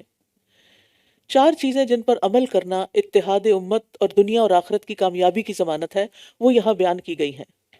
سب سے پہلے استجابوا لربہم، رب کی پکار پر لبیک کہنا۔ یا ایھا الذین آمنوا استجیبوا للہ وللرسول اذا دعاکم لما یحییکم۔ دوسرا ہے واقاموا الصلاۃ، نماز قائم کرنا۔ یہ دراصل عملی صورت ہے رب کی بات کا جواب دینے کی۔ حی علی الصلاۃ، حی علی الفلاح، آگے نماز کے لیے جواب دیا انہوں نے۔ وامرہم شورى بینہم، آپس کے معاملات گھر میں ہوں، ادارے میں ہوں، مشورہ مشورہ مشورہ، یعنی بہت زیادہ مشورہ کرنے والے ہوتے ہیں۔ اس کا یہ مطلب نہیں کہ کاموں کو ٹال پٹول کرنے کے لیے وہ لمبے مشورے کرتے رہتے ہیں۔ اس کا مطلب یہ ہے کہ جو ان کے ساتھ کام کرنے والے ہوتے ہیں وہ ویل اویئر ہوتے ہیں کہ کون سے ایکشنز کیوں لیے جا رہے ہیں، یعنی وہ ان کو ساتھ لے کے چلتے ہیں۔ اسٹرانگ ٹیم ورک اسی وقت ہو سکتا ہے جب فیصلوں میں ٹیم کو شریک کیا جائے۔ اگر شریک نہیں کیا جاتا تو پھر وہ کبھی انا کا مسئلہ بنا لیتے ہیں اور کبھی بددل ہو کے پیچھے ہٹ جاتے ہیں۔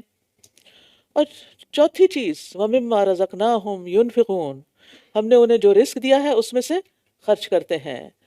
یہاں پر جو خاص حکم ہے، باقی احکامات تو آپ اور جگہ بھی پڑھ چکے ہیں، وہ شورا کے بارے میں ہے۔ شورا کا لفظ جو ہے شارع یشور شورن سے ہے، اس کا مطلب ہوتا ہے چھتے سے شہد نکالنا۔ مشورے کو مشورہ اور شورا اسی لیے کہتے ہیں کہ وہ بہت سے لوگوں کی رائے حاصل کرنے کا نام ہے، یعنی شہد نکالنے کا نام ہے۔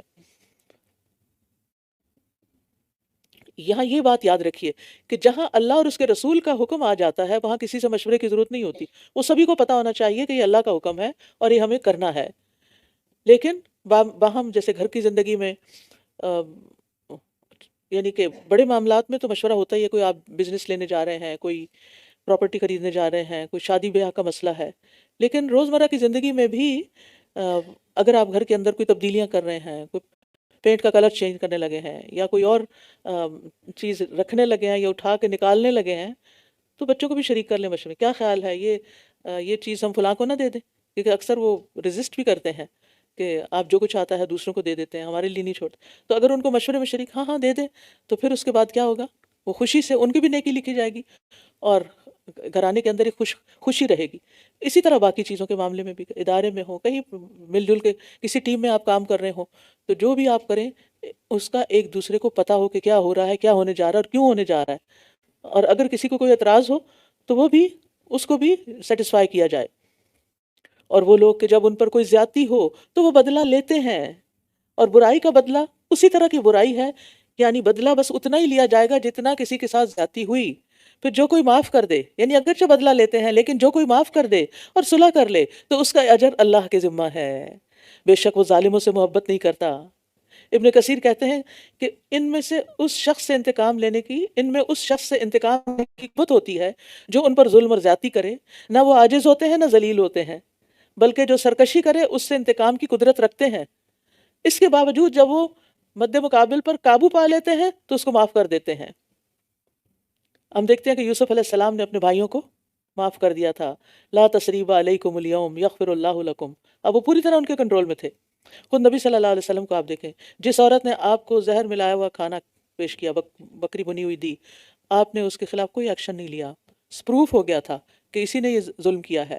لبید بن عاصم جس نے آپ پہ جادو کیا تھا، اس کو آپ نے کچھ نہیں کہا، اس کو چھوڑ دیا، معاف کر دیا، آپ چاہتے تو اس کو پکڑ سکتے تھے۔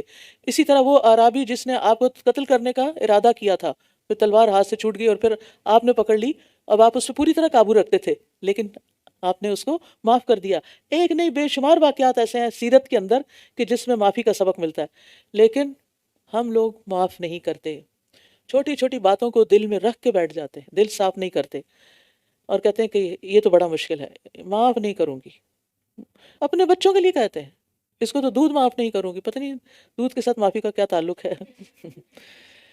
تو ہمیں معاف کرنے کی عادت ڈالنی چاہیے، کیونکہ معاف کرنا اللہ تعالیٰ کو پسند ہے۔ اللہ تعالیٰ کا نام ہے عفو، اللہم انک عفو تحب العفو فاعف عنی، اللہ تو بہت معاف کرنے والا ہے، تو معاف کرنے سے محبت رکھتا ہے، تو مجھے بھی معاف کر دے۔ اور یہ آخری عشرہ آئے گا تو انشاءاللہ کثرت سے یہ دعا مانگی جائے گی۔ فضیل بن ایاز نے ایک مرتبہ کہا، جب کوئی شخص تمہارے پاس کسی شخص کی شکایت لے کر آئے تو اسے کہو میرے بھائی اسے معاف کر دو۔ یعنی کوئی آتا ہے آپ کے پاس کہ فلاں نے مجھ پہ بڑا ظلم کیا، تو آپ کیا کہیں؟ اسے معاف کر دو، کیونکہ اب تقوی سے زیادہ قریب ہے۔ وَأَن تَعْفُوا أَقْرَبُ لِلتَّقْوَىٰ، اور اگر وہ کہے میرا دل معاف کرنے کو برداشت نہیں کرتا، میں تو انتقام لے کے رہوں گا جیسے مجھے اللہ تعالیٰ نے حکم دیا ہے، تو اسے کہو اگر تم اچھے طریقے سے انتقام لے سکتے ہو تو ٹھیک ہے، ورنہ عفو کی طرف پلٹ آؤ۔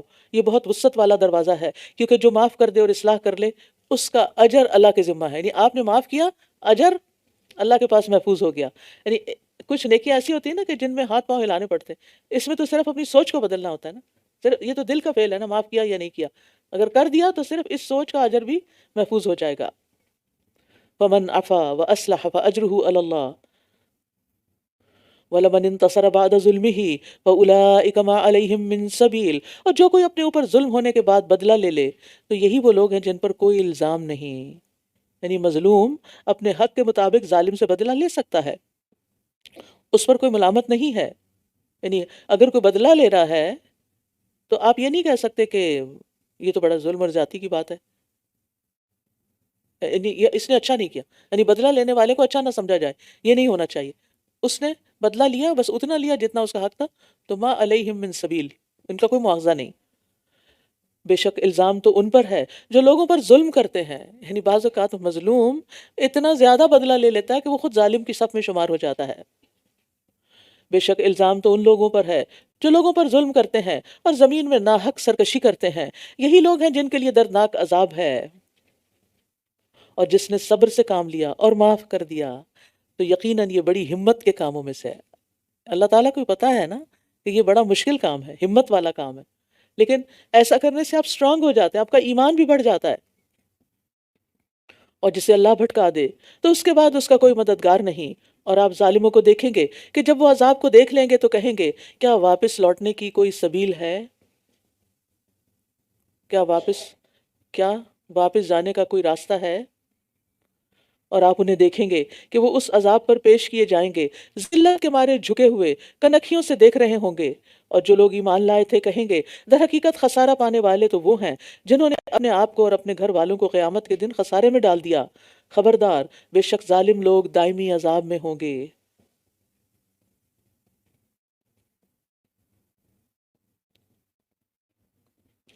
یہ جو بات ہے نا، اپنے آپ کو اور اپنے گھر والوں کو خسارے میں ڈالا، کس طرح؟ یعنی خود بھٹکے اور ان کو بھی بھٹکایا، تو خود بھی جہنم میں گئے، وہ بھی گئے۔ اور بند کر دیجیے، آج میں بھول گئی. بسم اللہ.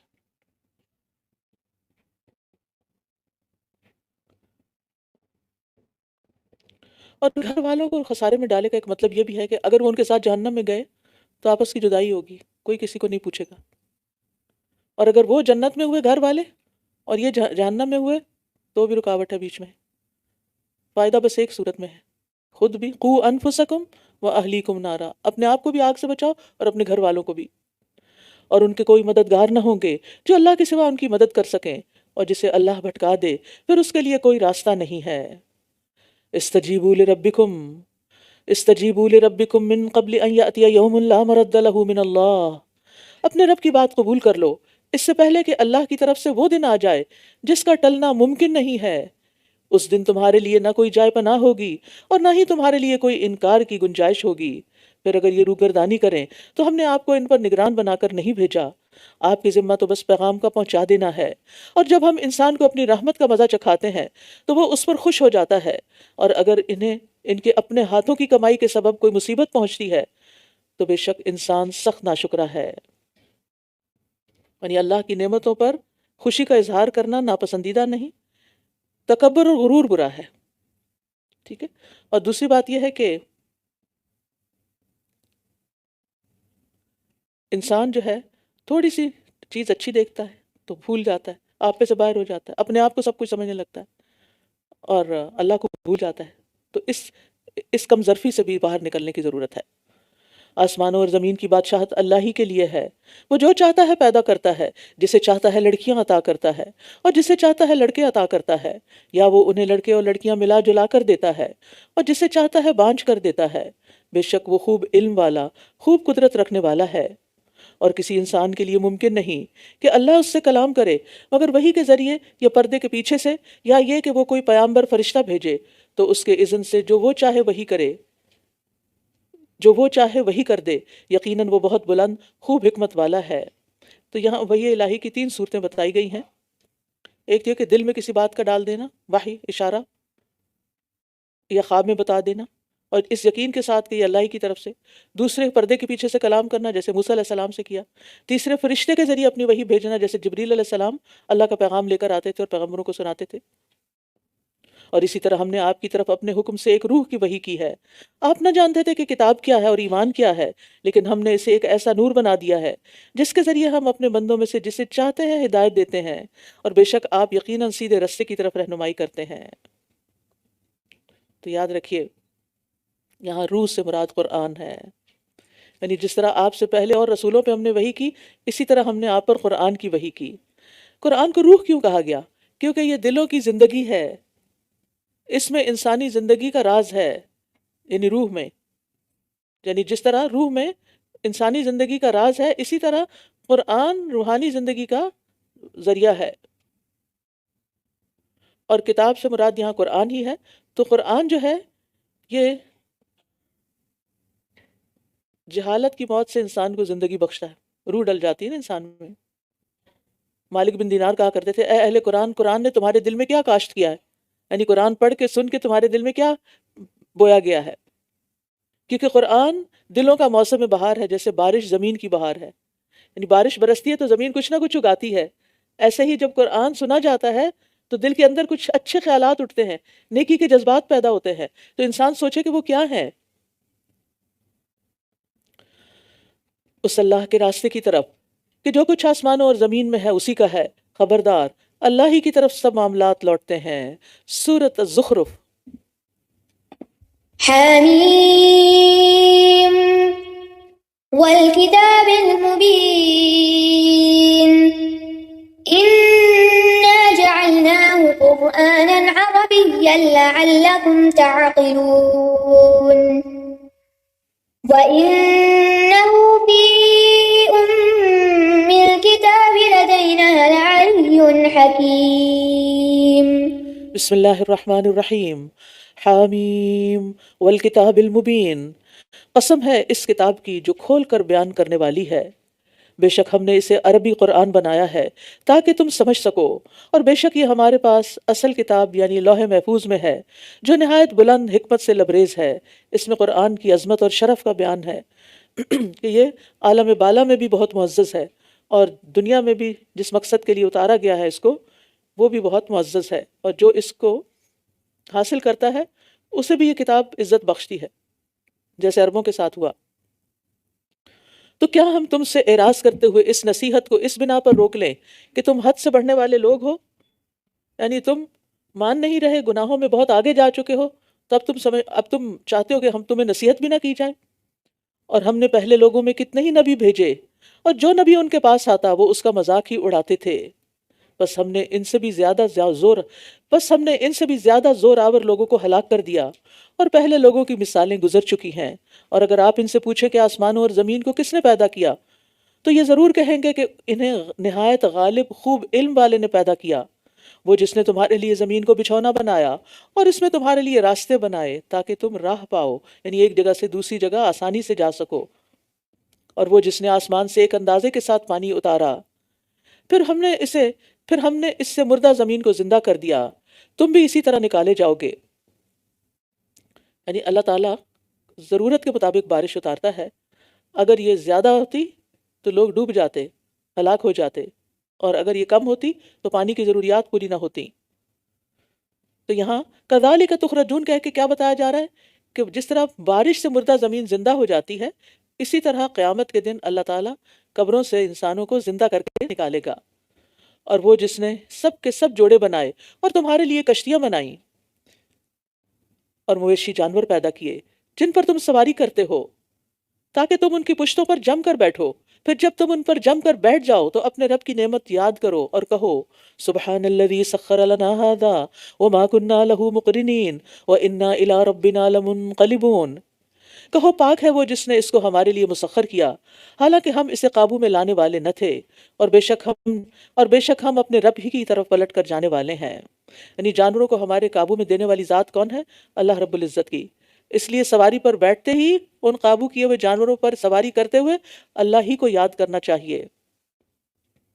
اور سفر کی کئی ایک دعائیں ہیں جو ایاک نستعین کے اندر اس دفعہ کے نئے ایڈیشن میں شامل کر دی گئی ہیں، اور انہوں نے اس کے لیے اس کے بندوں میں سے ایک جز بنا ڈالا۔ بے شک انسان یقیناً کھلم کھلا ناشکرا ہے۔ یعنی جز سے مراد بیٹیاں یا بیٹا، جیسے فرشتے جن کو مشرکین اللہ کی بیٹیاں قرار دیتے تھے، ان کی عبادت کرتے تھے، وہ کہتے ہیں کہ یہ مخلوق جو ہے اللہ کی شریک ہے اور اس کا حصہ ہے، نعوذ باللہ۔ کیا اس نے اس میں سے جسے وہ پیدا کرتا ہے بیٹیاں لے لیں اور تمہیں بیٹوں کے لیے چن لیا، حالانکہ جب ان میں سے کسی کو اس چیز کی خوشخبری دی جاتی ہے جس کی وہ رحمان کے لیے مثال بیان کرتا ہے تو اس کا چہرہ سیاہ ہو جاتا ہے اور وہ غم سے بھر جاتا ہے۔ یعنی اللہ کے لیے بیٹیاں قرار دیتے ہیں اور خود حال یہ کہ بیٹی کی خبر سنتے ہی رنگ کالا ہو جاتا ہے، غم سے بھر جاتے ہیں۔ کیا بھلا وہ جسے زیورات میں پالا جاتا ہے اور وہ جھگڑنے میں مدعا واضح نہیں کر سکتی، اس کو اللہ کی طرف منسوب کیا جاتا ہے؟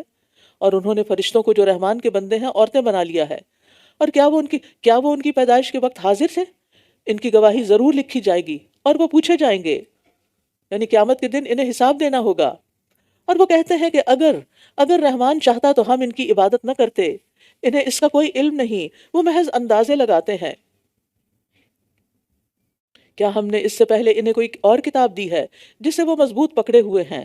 یعنی مشرکین کے پاس اپنے شرک کی کوئی دلیل نہیں، ان کے پاس کوئی ایسی کتاب نہیں اللہ کی طرف سے آئی ہوئی کہ جس میں ان کو اجازت ملی ہو شرک کرنے کی، بلکہ انہوں نے کہا یقیناً ہم نے اپنے آباء و اجداد کو ایک طریقے پر پایا ہے، اور بے شک ہم انہی کے نقش قدم پر چلتے ہوئے ہدایت یافتہ ہیں۔ سبحان اللہ، گمراہی کی انتہا، اور اپنے آپ کو کیا سمجھ رہے ہیں؟ ہدایت یافتہ، اور ان کے پاس بس ایک ہی دلیل ہے، اور وہ کیا کہ ہم اپنے باپ دادا کو فالو کرتے ہیں۔ اور اسی طرح ہم نے آپ سے پہلے جس بستی میں کوئی خبردار کرنے والا بھیجا تو اس کے خوشحال لوگوں نے کہا کہ ہم نے اپنے آباء و اجداد کو ایک طریقے پر پایا ہے، اور بے شک ہم تو انہی کے نقش قدم پر چلنے والے ہیں۔ اس نے کہا اگرچہ میں تمہارے پاس اس سے زیادہ ہدایت والا طریقہ لے آؤں، یعنی پھر بھی تم ان کو فالو کرو گے جس پر تم نے اپنے باپ دادا کو پایا؟ انہوں نے کہا جس چیز کے ساتھ تم بھیجے گئے ہو ہم اس کا انکار کرنے والے ہیں، تو ہم نے ان سے انتقام لے لیا، تو دیکھ لیجئے جھٹلانے والوں کا انجام کیسا ہوا۔ وَإِذْ قَالَ إِبْرَاهِيمُ لِأَبِيهِ وَقَوْمِهِ إِنَّنِي بَرَاءٌ مِّمَّا تَعْبُدُونَ، اور جب ابراہیم نے اپنے باپ اور اپنی قوم سے کہا بے شک میں ان چیزوں سے بیزار ہوں جن کی تم عبادت کرتے ہو۔ علل اعلان کلم کلا بری ذمہ ہو گئے. تو یہاں پر قصہ کیوں لایا جا رہا ہے؟ مکی صورت ہے، قریش کو سمجھایا جا رہا ہے، قوم عرب سے کہا جا رہا ہے کہ تمہارے جد امجد ابراہیم علیہ السلام نے تو شرک چھوڑ دیا تھا، غلط راستہ چھوڑ دیا تھا قوم کا، اس سے بری ذمہ تھے، تم ان کی پیروی کیوں نہیں کرتے؟ تم بھی وہی کرو جو انہوں نے کیا. ابراہیم علیہ السلام نے دل، زبان اور عمل کے ساتھ بتوں سے اظہار برات کیا. میں سوچتی ہوں کہ ابراہیم علیہ السلام سے بڑی آزمائش کسی کی ہوگی کہ جب ان کے سامنے ان کے اپنے رشتہ داروں، ان کے دوستوں، عزیزوں، سب نے مل کے ایک بہت بڑا الہ تیار کیا اور اس کو چار دیواری میں رکھا. بنیان کا لفظ آتا ہے، یعنی ایک عمارت، بنیان عمارت کو کہتے ہیں. اور پھر انہوں نے گوارا کر لیا، ہاں پھینک دو مجھے آگ میں، پھینک دو تو پھینک دو. آج صبح بھی میں اس پہ سوچ رہی تھی کہ یہ اتنا آسان نہیں ہے کہنا. جب آگ کا گڑھا سامنے ہو تو کہ انسان کسی نہ کسی طرح کمپرومائز کر لیتا ہے. لیکن ابراہیم علیہ السلام، اسی لیے تو پھر ان کے درجے بلند، اسی لیے تو ان کو امامت ملی، اسی لیے تو ہر درود میں ان کا نام ہے.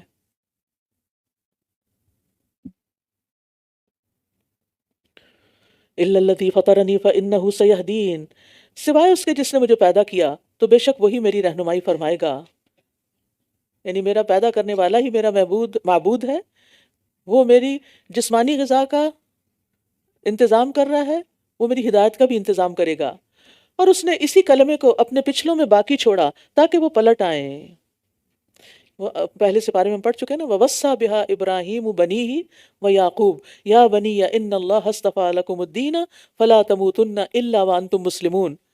اور اسی کی وصیت ابراہیم نے اپنے بیٹوں کو کی اور یعقوب نے بھی کہ اے میرے بیٹو، بے شک اللہ نے تمہارے لیے یہ دین چن لیا ہے تو تم ہرگز فوت نہ ہونا مگر اس حال میں کہ تم اللہ کے فرمانبردار ہو. الا وانتم مسلمون.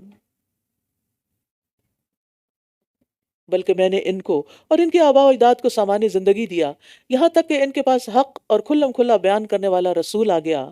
اور جب حق ان کے پاس آ گیا تو یہ کہنے لگے یہ تو جادو ہے اور بے شک ہم اس کا انکار کرنے والے ہیں. اور انہوں نے کہا یہ قرآن ان دو بستیوں میں سے کسی بڑے آدمی پہ کیوں نہ اتارا گیا. یہ مشرکین مکہ کا ایک اور اعتراض تھا. یہ محمد صلی اللہ علیہ وسلم پر کیوں اتارا گیا، کسی اور پر اتارا جاتا. یعنی آپ کو کس سے غرض ہے؟ قرآن سے غرض ہے یا جس پہ اتارا گیا اس سے؟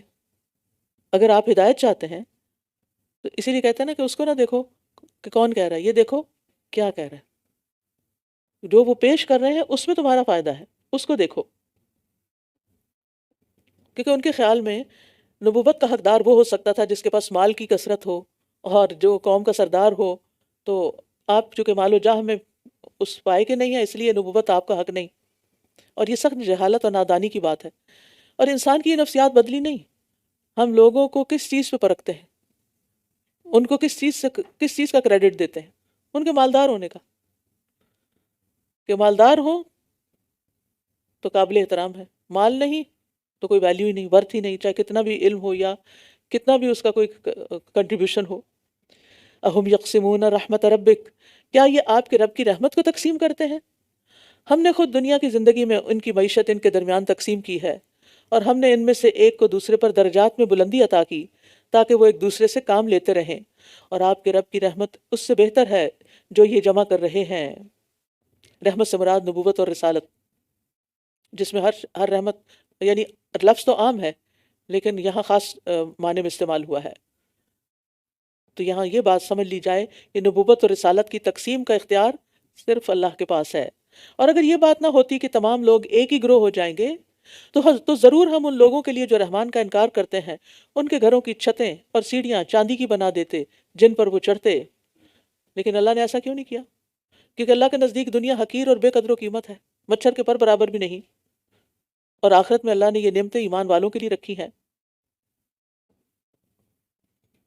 دنیا میں تو مومن اور کافر سب کے لیے اللہ کی نعمتیں ہیں، لیکن آخرت میں صرف ایمان والوں کے لیے. دنیا میں کیوں سب کو دیا؟ امتحان کے لیے. اور دوسری بات یہ ہے کہ مومنوں کا بھی امتحان ہے کہ کہیں اگر وہ کفار کے پاس زیادہ مال و دولت دیکھتے ہیں تو ان کی طرف لپک تو نہیں جاتے، اور ان کا تو امتحان ہے ہی زیادہ پا کر. اور اس طرح بہت سے لوگوں کے ایمان جانے کا بھی اندیشہ تھا نا.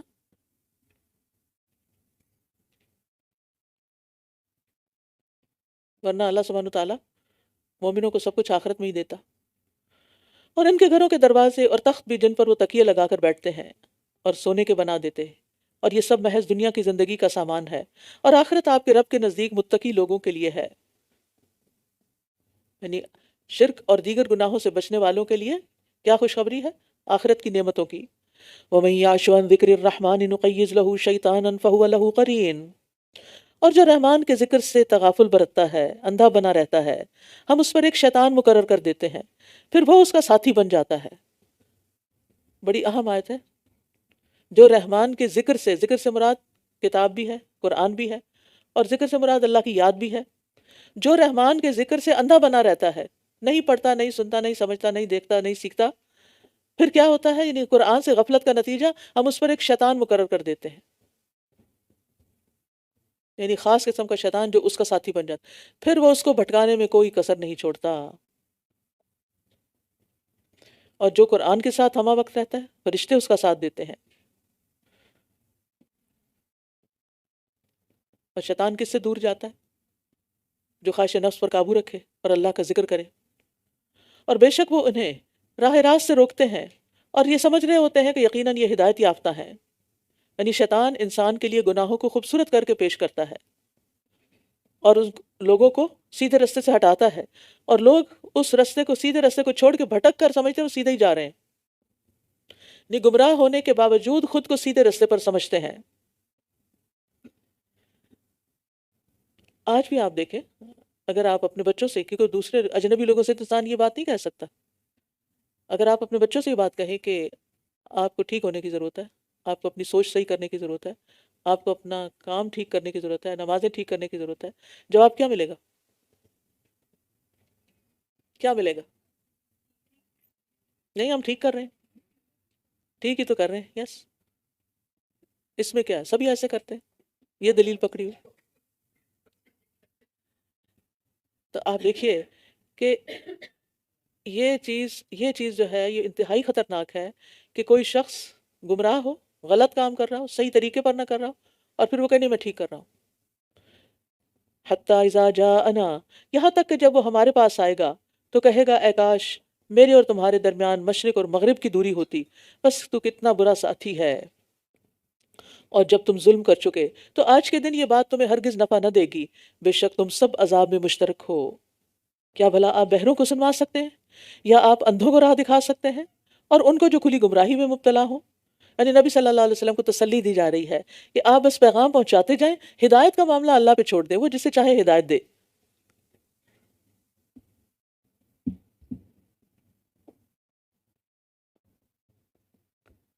پھر اگر ہم آپ کو لے ہی جائیں تو بھی ہم ان سے انتقام لینے والے ہیں. یعنی ان کا یہ اس انتظار میں تھے کہ کس وقت نعوذ باللہ آپ کی وفات ہو یا آپ کو یہاں سے نکل جائیں.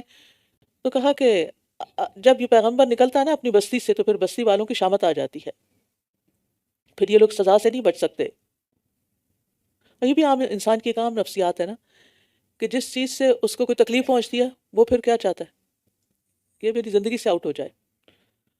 یا ہم آپ کو وہ عذاب دکھا دیں جس کا ہم نے ان سے وعدہ کر رکھا ہے تو بے شک ہم ان پر قدرت رکھنے والے ہیں، یعنی ان پہ عذاب لانے پر قادر ہیں. اور ہم دیکھتے ہیں کہ نبی صلی اللہ علیہ وسلم کی زندگی میں ہی بدر کی جنگ میں کفار کو عبرتناک شکست دیکھنی پڑی اور ذلت و رسوائی سے دوچار ہوئے.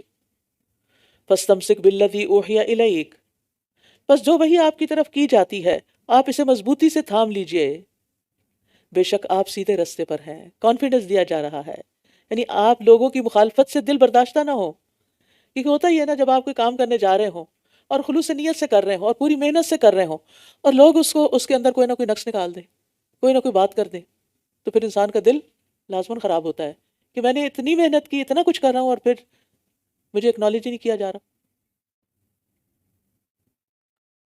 نبی صلی اللہ علیہ وسلم کا حوصلہ تو بڑا تھا لیکن بہرحال آپ ایک انسان بھی تھے، آپ پر انسانی کیفیات بھی آتی تھیں.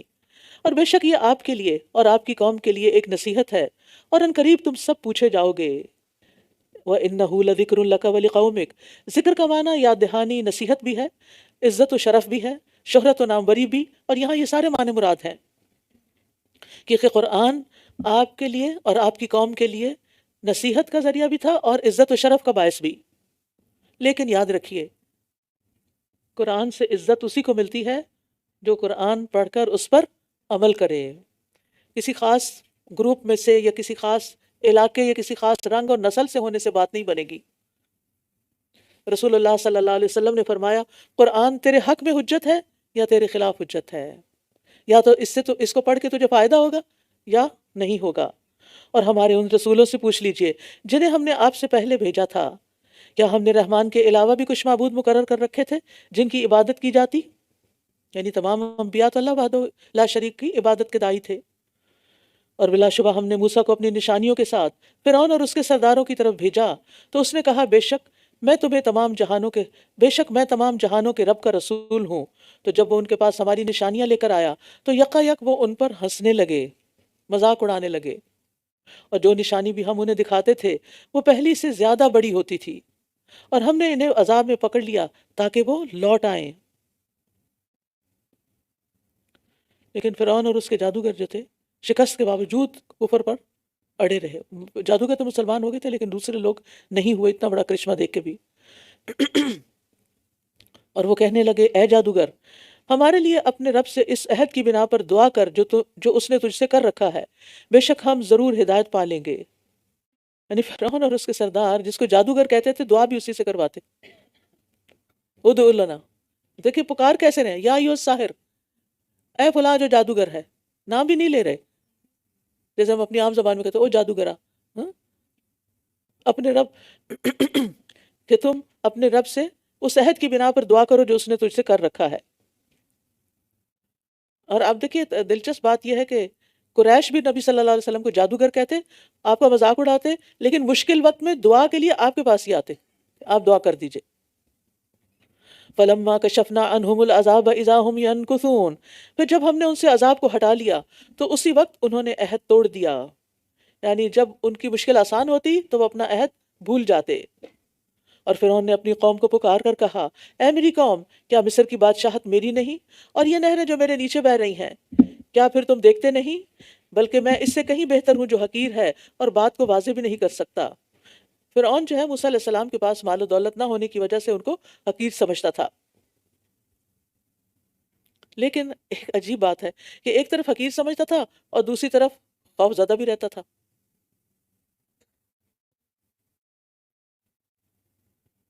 یعنی موسیٰ علیہ السلام کے پاس کون سی فوج تھی، کون سا اسلحہ تھا؟ ایک عصا اور ید بیضائی تو تھا.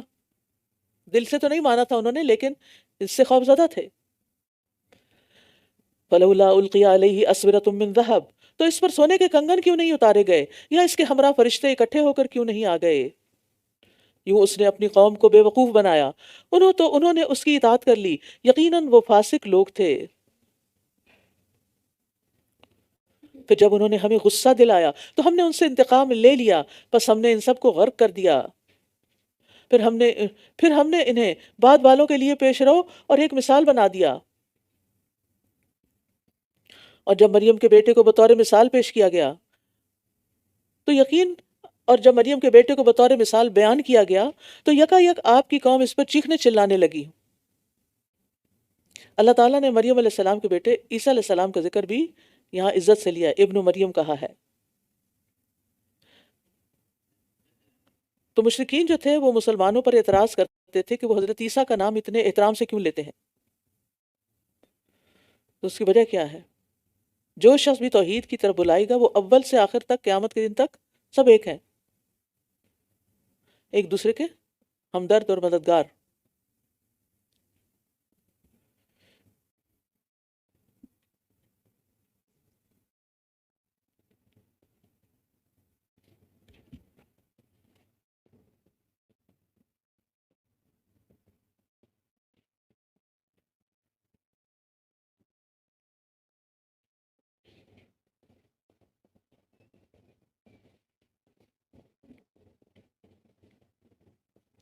اور کہنے لگے ہمارے معبود بہتر ہیں یا وہ، انہوں نے آپ سے محض جھگڑنے کے لیے یہ مثال بیان کی ہے، بلکہ یہ ہیں ہی جھگڑالو لوگ. یعنی مشرکین نے اعتراض کیا کہ کیا ہمارے معبود جن کو جو فرشتے ہیں وہ بہتر ہیں یا نصرانیوں کے معبود جو کہ انسان ہیں حضرت عیسیٰ. اور یہ انہوں نے صرف جھگڑا کرنے کے لیے ان کا نام لیا. وہ تو محض ایک بندہ ہے جس پر ہم نے انعام کیا اور ہم نے اسے بنی اسرائیل کے لیے ایک مثال بنا دیا. اور اگر ہم چاہیں تو ضرور تم میں سے فرشتے بنا دیں جو زمین میں ایک دوسرے کے جانشین ہوں. یعنی عیسیٰ علیہ السلام اگرچہ باپ کے بغیر پیدا ہوئے لیکن اس کے باوجود وہ مخلوق ہی ہیں، معبود نہیں ہو سکتے. اور اگر ہم چاہیں تو ضرور تم میں سے فرشتے بھیج دیں جو زمین میں ایک دوسرے کے جانشین ہو، تو پھر تمہارا تو وہاں کوئی کام نہیں ہوگا. وہ تو پھر تمہیں زمین سے نکال دیں گے کیونکہ انہیں زمین کا کنٹرول چاہیے ہوگا. اور بے شک وہ قیامت کی ایک نشانی ہے. کون؟ عیسیٰ علیہ السلام، کیونکہ قیامت سے پہلے وہ آئیں گے دنیا میں. تو تم اس میں ہرگز شک نہ کرو اور میری پیروی کرو، یہی سیدھا راستہ ہے. عیسیٰ علیہ السلام دوبارہ آئیں گے اور انصاف والے حاکم بن کر نازل ہوں گے. نئے نبی کی حیثیت سے نہیں آئیں گے. صلیب توڑیں گے اور خنزیر کو قتل کر دیں گے، جزیہ ختم کر دیں گے، مال عام ہو جائے گا، کوئی قبول کرنے والا نہیں ہوگا، ایک سجدہ دنیا و ما فیہا سے بہتر ہوگا. تو عیسیٰ علیہ السلام کا وجود بھی قیامت کے قائم ہونے کی دلیل ہے. دیکھیں کتنے مختلف انداز سے اللہ تعالیٰ سمجھا رہے ہیں، بتا رہے ہیں، لیکن لوگ ہیں کہ سمجھ کے نہیں دے رہے. اور شیطان تمہیں سیدھی راہ سے ہرگز نہ روکنے پائے، یقیناً وہ تمہارا کھلا دشمن ہے. یعنی قیامت پر ایمان لانے سے نہ روک دے. شیطان کی دشمنی کی بہت بڑی ایک قسم یہ ہے کہ وہ انسان کو قیامت پر یقین سے محروم کرنا چاہتا ہے. قیامت کا، آخرت کا جتنا زیادہ یقین ہوگا، ہمارے اعمال اسی اعتبار سے درست ہوں گے، بالکل ٹھیک ہوں گے، تیر جیسے سیدھے. جب انسان آخرت کے سارے مراحل کو ذہن میں لا کر، یعنی کون سا مرحلہ ہے آخرت کا جو بہت آسان ہوگا؟ ہر جگہ انسان کو ہول اٹھ رہے ہوں گے سوائے تقوی والوں کے. تو شیطان کیا چاہتا ہے؟ ہم موت کی بات نہ کریں، ہم قبر کی بات نہ کیا کریں، ہم آخرت کی بات نہ کیا کریں، ہم جنت دوزخ کے تذکرے نہ کیا کریں. اسی لیے آپ دیکھیں خود مسلمانوں کے اندر ایسے لوگ موجود ہیں کہ جب ان کے سامنے آخرت کی بات کرتے ہیں تو کیا کہتے ہیں؟ آپ کیوں ڈپریس کرنے والی باتیں کرتے ہیں؟ موت کا تو ذکر بھی نہ کرو، جب آئے گی دیکھا جائے گا. اور جب عیسیٰ کھلی نشانیاں لے کر آیا تو اس نے کہا بے شک میں تمہارے پاس حکمت لے کر آیا ہوں، اور تاکہ میں تمہارے لیے بعض وہ باتیں واضح کر دوں جن میں تم اختلاف کرتے ہو، بس تم اللہ سے ڈرو اور میری اطاعت کرو. تو اس سے پتہ چلتا ہے کہ عیسیٰ علیہ السلام کو واضح دلائل اور حکمت عطا کی گئی تھی. اور حکمت سے مراد محکم اور پکی بات، دانائی کی بات جو بالکل عقل کے عین مطابق ہو. ان اللہ هو ربی و ربکم فاعبدوہ ھذا صراط مستقیم. بے شک اللہ ہی میرا رب ہے اور تمہارا رب بھی، بس تم اسی کی عبادت کرو، یہی سیدھا راستہ ہے. بس کئی گروہوں نے آپس میں اختلاف کیا تو ان لوگوں کے لیے جنہوں نے ظلم کیا ایک دردناک دن کے عذاب سے ہلاکت ہے. یعنی عیسیٰ علیہ السلام نے انہیں اور سمجھایا تو ان کے سمجھانے پر بنی اسرائیل مزید گروہوں میں بٹ گئے. کچھ نے ان کا انکار کر دیا اور کچھ نے ان کو خدا کا بیٹا بنا دیا. ان کے آپس کے اختلافات بڑھتے ہی گئے. تو ظلم کرنے والوں سے مراد وہ لوگ ہیں جنہوں نے عیسیٰ علیہ السلام کی عقیدت میں غلو کیا، حد سے بڑھ گئے. هل ينظرون الا الساعة، یہ لوگ اب قیامت ہی کا انتظار کر رہے ہیں کہ وہ اچانک ان پر آ جائے اور یہ شعور بھی نہ رکھتے ہوں. یعنی قیامت کا آنا ایک امر یقینی ہے، جلدی آئے یا دیر سے آئے، آنی ہی ہے. یعنی اس سے کوئی بھاگ نہیں سکتا. اور بات یہ کہ وہ آئے گی بھی اچانک، کوئی پریڈکٹ بھی نہیں کر سکتا. الاخلاء یومئذ بعضهم لبعض عدو الا المتقین. اس دن دلی دوست بھی ایک دوسرے کے دشمن ہوں گے سوائے متقی لوگوں کے. یہ آیت بڑی اہم ہے.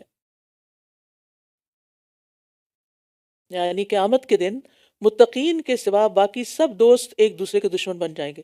ہم میں سے ہر ایک کو یہ دیکھنا چاہیے کہ جس کو میں دوست بنائے ہوئے ہوں کیا اس کے اندر اللہ کا تقوی ہے؟ وہ شخص اللہ سے ڈرتا ہے اور اللہ سے ڈر کر وہ برے کام چھوڑ دیتا ہے، یا پھر ہر طرح کے کام کیے چلے جا رہا ہے؟ کیونکہ اگر آج یہ دوستی تقوی والوں سے نہیں تو کل تو پھر کوئی دوست ہی نہیں رہے گا. وہاں جا کر انسان تمنا کرے گا یا ویلتا لیتنی لم اتخذ فلانا خلیلا، ہائے میری بربادی، کاش میں نے فلاں کو دلی دوست نہ بنایا ہوتا. اور متقین کی دوستی کیوں قائم رہے گی؟ کیونکہ ان دونوں کی یا ان لوگوں کی جو آپس میں اللہ کی خاطر دوستی کرتے ہیں، ان کا اصل مقصد اللہ کی رضا کا حصول ہے. وہ ہر وقت اس کام میں کوشش کرتے ہیں، ہر اس کام کے لیے کوشش کرتے ہیں کہ جس سے اللہ راضی ہو جائے. صرف دنیاوی مفاد کی خاطر، دنیاوی فائدوں کی خاطر کسی سے دوستی نہ کریں، مطلب کی خاطر نہ کریں. یا عبادی لا خوف علیکم اليوم ولا انتم تحزنون، اے میرے بندو آج تم پر کوئی خوف نہ ہوگا اور نہ تم غمگین ہوگے. وہ لوگ جو ہماری آیات پر ایمان لائے اور وہ فرما بردار تھے. اللہ تعالیٰ محبت سے اپنے بندوں کو مخاطب کر رہے ہیں. یعنی متقین کو جو نعمتیں ملیں گی ان میں سے ایک کیا ہوگا کہ اللہ سبحانہ وتعالیٰ محبت سے خطاب کریں گے، اور پھر مستقل طور پر خوف اور غم سے مکمل نجات کی بات ہوگی. ادخلوا الجنت انتم وازواجکم تحبرون، تم اور تمہاری بیویاں جنت میں داخل ہو جاؤ، تم خوش کیے جاؤ گے. سونے کی رکابیاں اور ساغر ان پر گردش کرائے جائیں گے، اور اس میں وہ سب کچھ ہوگا جس کی دل خواہش کریں گے، اور آنکھیں لذت پائیں گی، اور تم اس میں ہمیشہ رہنے والے ہو. یعنی جنتیوں کے لیے جنت میں طرح طرح کے کھانے اور مشروب ہوں گے، اور ان کی آنکھوں کی لذت اللہ کے دیدار میں ہوگی. وہ سب نعمتوں سے بڑی نعمت ہوگی. وَتِلْكَ الْجَنَّةُ الَّتِي أُورِثْتُمُوهَا بِمَا كُنْتُمْ تَعْمَلُونَ، اور یہی وہ جنت ہے جس کے تم وارث بنائے گئے ہو ان اعمال کے بدلے جو تم کیا کرتے تھے. تمہارے لیے اس میں بہت سے پھل ہوں گے جن میں سے تم کھاؤ گے. یہاں بتا دیا گیا کہ جنت کا وارث کون ہے؟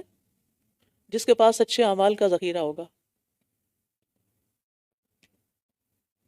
اور جنت کی نعمتیں دنیا کی نعمتوں کے مقابلے میں بہت بڑی تعداد میں ہوں گی. ان المجرمین فی عذاب جہنم خالدون لا یفتر عنہم وہم فیہ مبلسون، بے شک مجرم لوگ جہنم کے عذاب میں ہمیشہ رہنے والے ہیں، ان سے عذاب ہلکا نہ کیا جائے گا اور وہ اسی میں مایوس پڑے ہوں گے. یہ جہنم کی سب سے بڑی ہولناکی ہے کہ اس کا عذاب کبھی ختم نہیں ہوگا. انسان کو کوئی بھی تکلیف ہوتی ہے نا تو اس کو یہ تسلی ہوتی ہے کہ تھوڑی دیر میں ٹھیک ہو جائے گی، کوئی نہ کوئی علاج کر لوں گا، لیکن وہاں جا کر کچھ ہاتھ نہ آئے گا.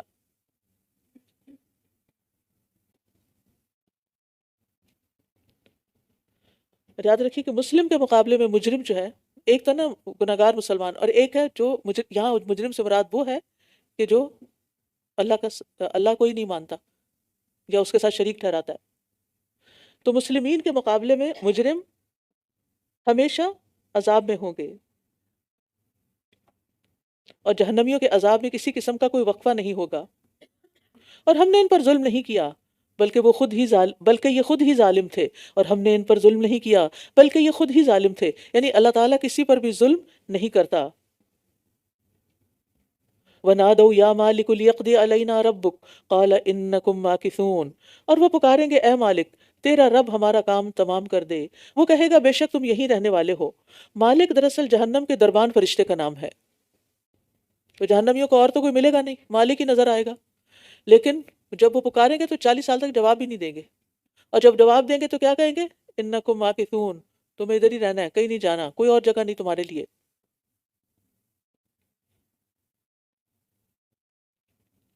تو اور پھر یہ بھی پتہ چلتا ہے اس آیت سے کہ جہنمی عذاب میں کمی کے لیے جہنم کے داروغہ کو پکاریں گے اور کسی طرح بھی عذاب سے پھر بچ نہ سکیں گے.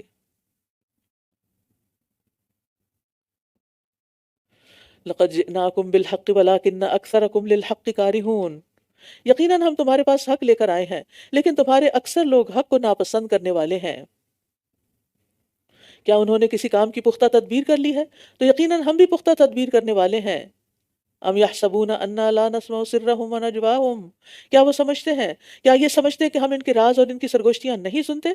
کیوں نہیں، اور ہمارے بھیجے ہوئے ان کے پاس ہی لکھتے رہتے ہیں.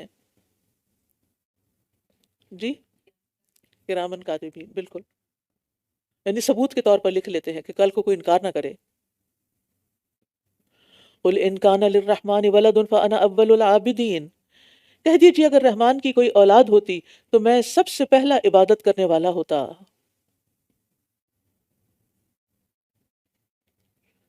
یعنی تمام مشرک قوموں میں کسی نہ کسی طرح اللہ کی اولاد بنانے کا ٹرینڈ ہے، اور اللہ تعالیٰ اس چیز کی سختی کے ساتھ نگیشن کرتے ہیں کہ ایسا کچھ نہیں ہے. کچھ قومیں فرشتوں کو اللہ کی بیٹیاں قرار دیتے ہیں، اور کچھ عیسیٰ علیہ السلام کو اللہ کا بیٹا قرار دیتے ہیں، اور کچھ نے اس کے علاوہ بھی بہت سے معبود بنا رکھے ہیں۔ تو یہاں یہ واضح کر دیا گیا کہ رحمان کی کوئی اولاد نہیں ہے۔ سبحان رب السماوات والارض رب العرش عما یصفون، پاک ہے آسمانوں اور زمین کا رب، جو عرش کا رب ہے اس سے جو وہ بیان کرتے ہیں۔ بس آپ انہیں چھوڑ دیجئے کہ یہ بحث کرتے رہیں اور کھیلتے رہیں یہاں تک کہ یہ اپنے اس دن سے جا ملیں جس کا یہ وعدہ کیے جاتے ہیں۔ وَهُوَ الَّذِي فِي السَّمَاءِ إِلَٰهٌ وَفِي الْأَرْضِ إِلَٰهٌ وَهُوَ الْحَكِيمُ الْعَلِيمُ، اور وہی ہے جو آسمان میں معبود ہے اور زمین میں معبود ہے، اور وہ بہت حکمت والا، خوب علم والا ہے۔ مشرکین نے آسمان اور زمین دونوں جگہ معبود بنا رکھے تھے۔ مثلاً کچھ تو فرشتوں کی پوجا کرتے، obviously، کچھ سورج چاند کو الہ بنائے ہوئے تھے، اور کچھ ستارے، اور کچھ زمین۔ تو یہاں بتایا جا رہا ہے وَهُوَ الَّذِي فِي السَّمَاءِ إِلَٰهٌ وَفِي الْأَرْضِ، کیا مطلب کہ زمین اور آسمان دونوں جگہ عبادت کا حق صرف اللہ کو ہے۔ جیسے وہ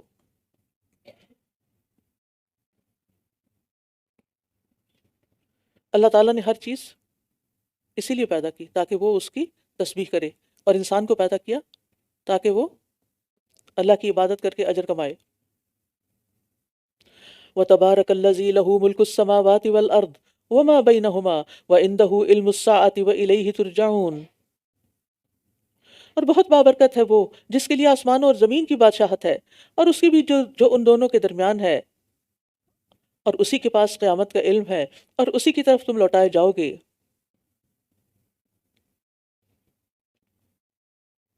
یہ مضمون پھر دہرایا گیا ہے کہ قیامت کا علم صرف اللہ کے پاس ہے، اور جنہیں یہ اللہ کے سوا پکارتے ہیں وہ سفارش کا حق ہی نہیں رکھتے مگر جو حق کے ساتھ گواہی دیں اور وہ جانتے بھی ہوں۔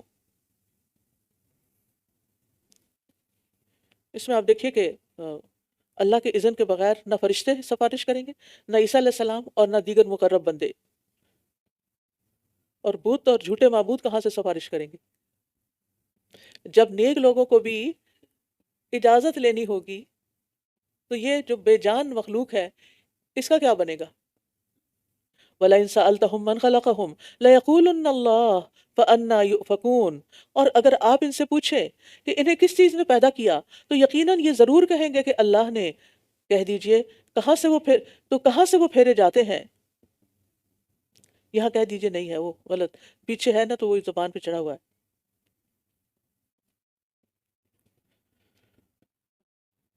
تو مشرکین کا مسئلہ کیا تھا کہ اللہ تعالیٰ کو خالق بھی مانتے تھے، جب ان سے پوچھو کہ اس نے پیدا کیا تو اللہ نے پیدا کیا، لیکن دوسروں کی عبادت کرتے تھے، عبادت اوروں کی کرتے تھے۔ تو انسان اصل میں توحید پر ہی ہوتا ہے، الا یہ کہ اس کے اندر کوئی اور چیز شامل کر دی جائے۔ پھر یہ کہ شیطان انسان کو دین سے بہکانے کی کوشش میں لگا رہتا ہے۔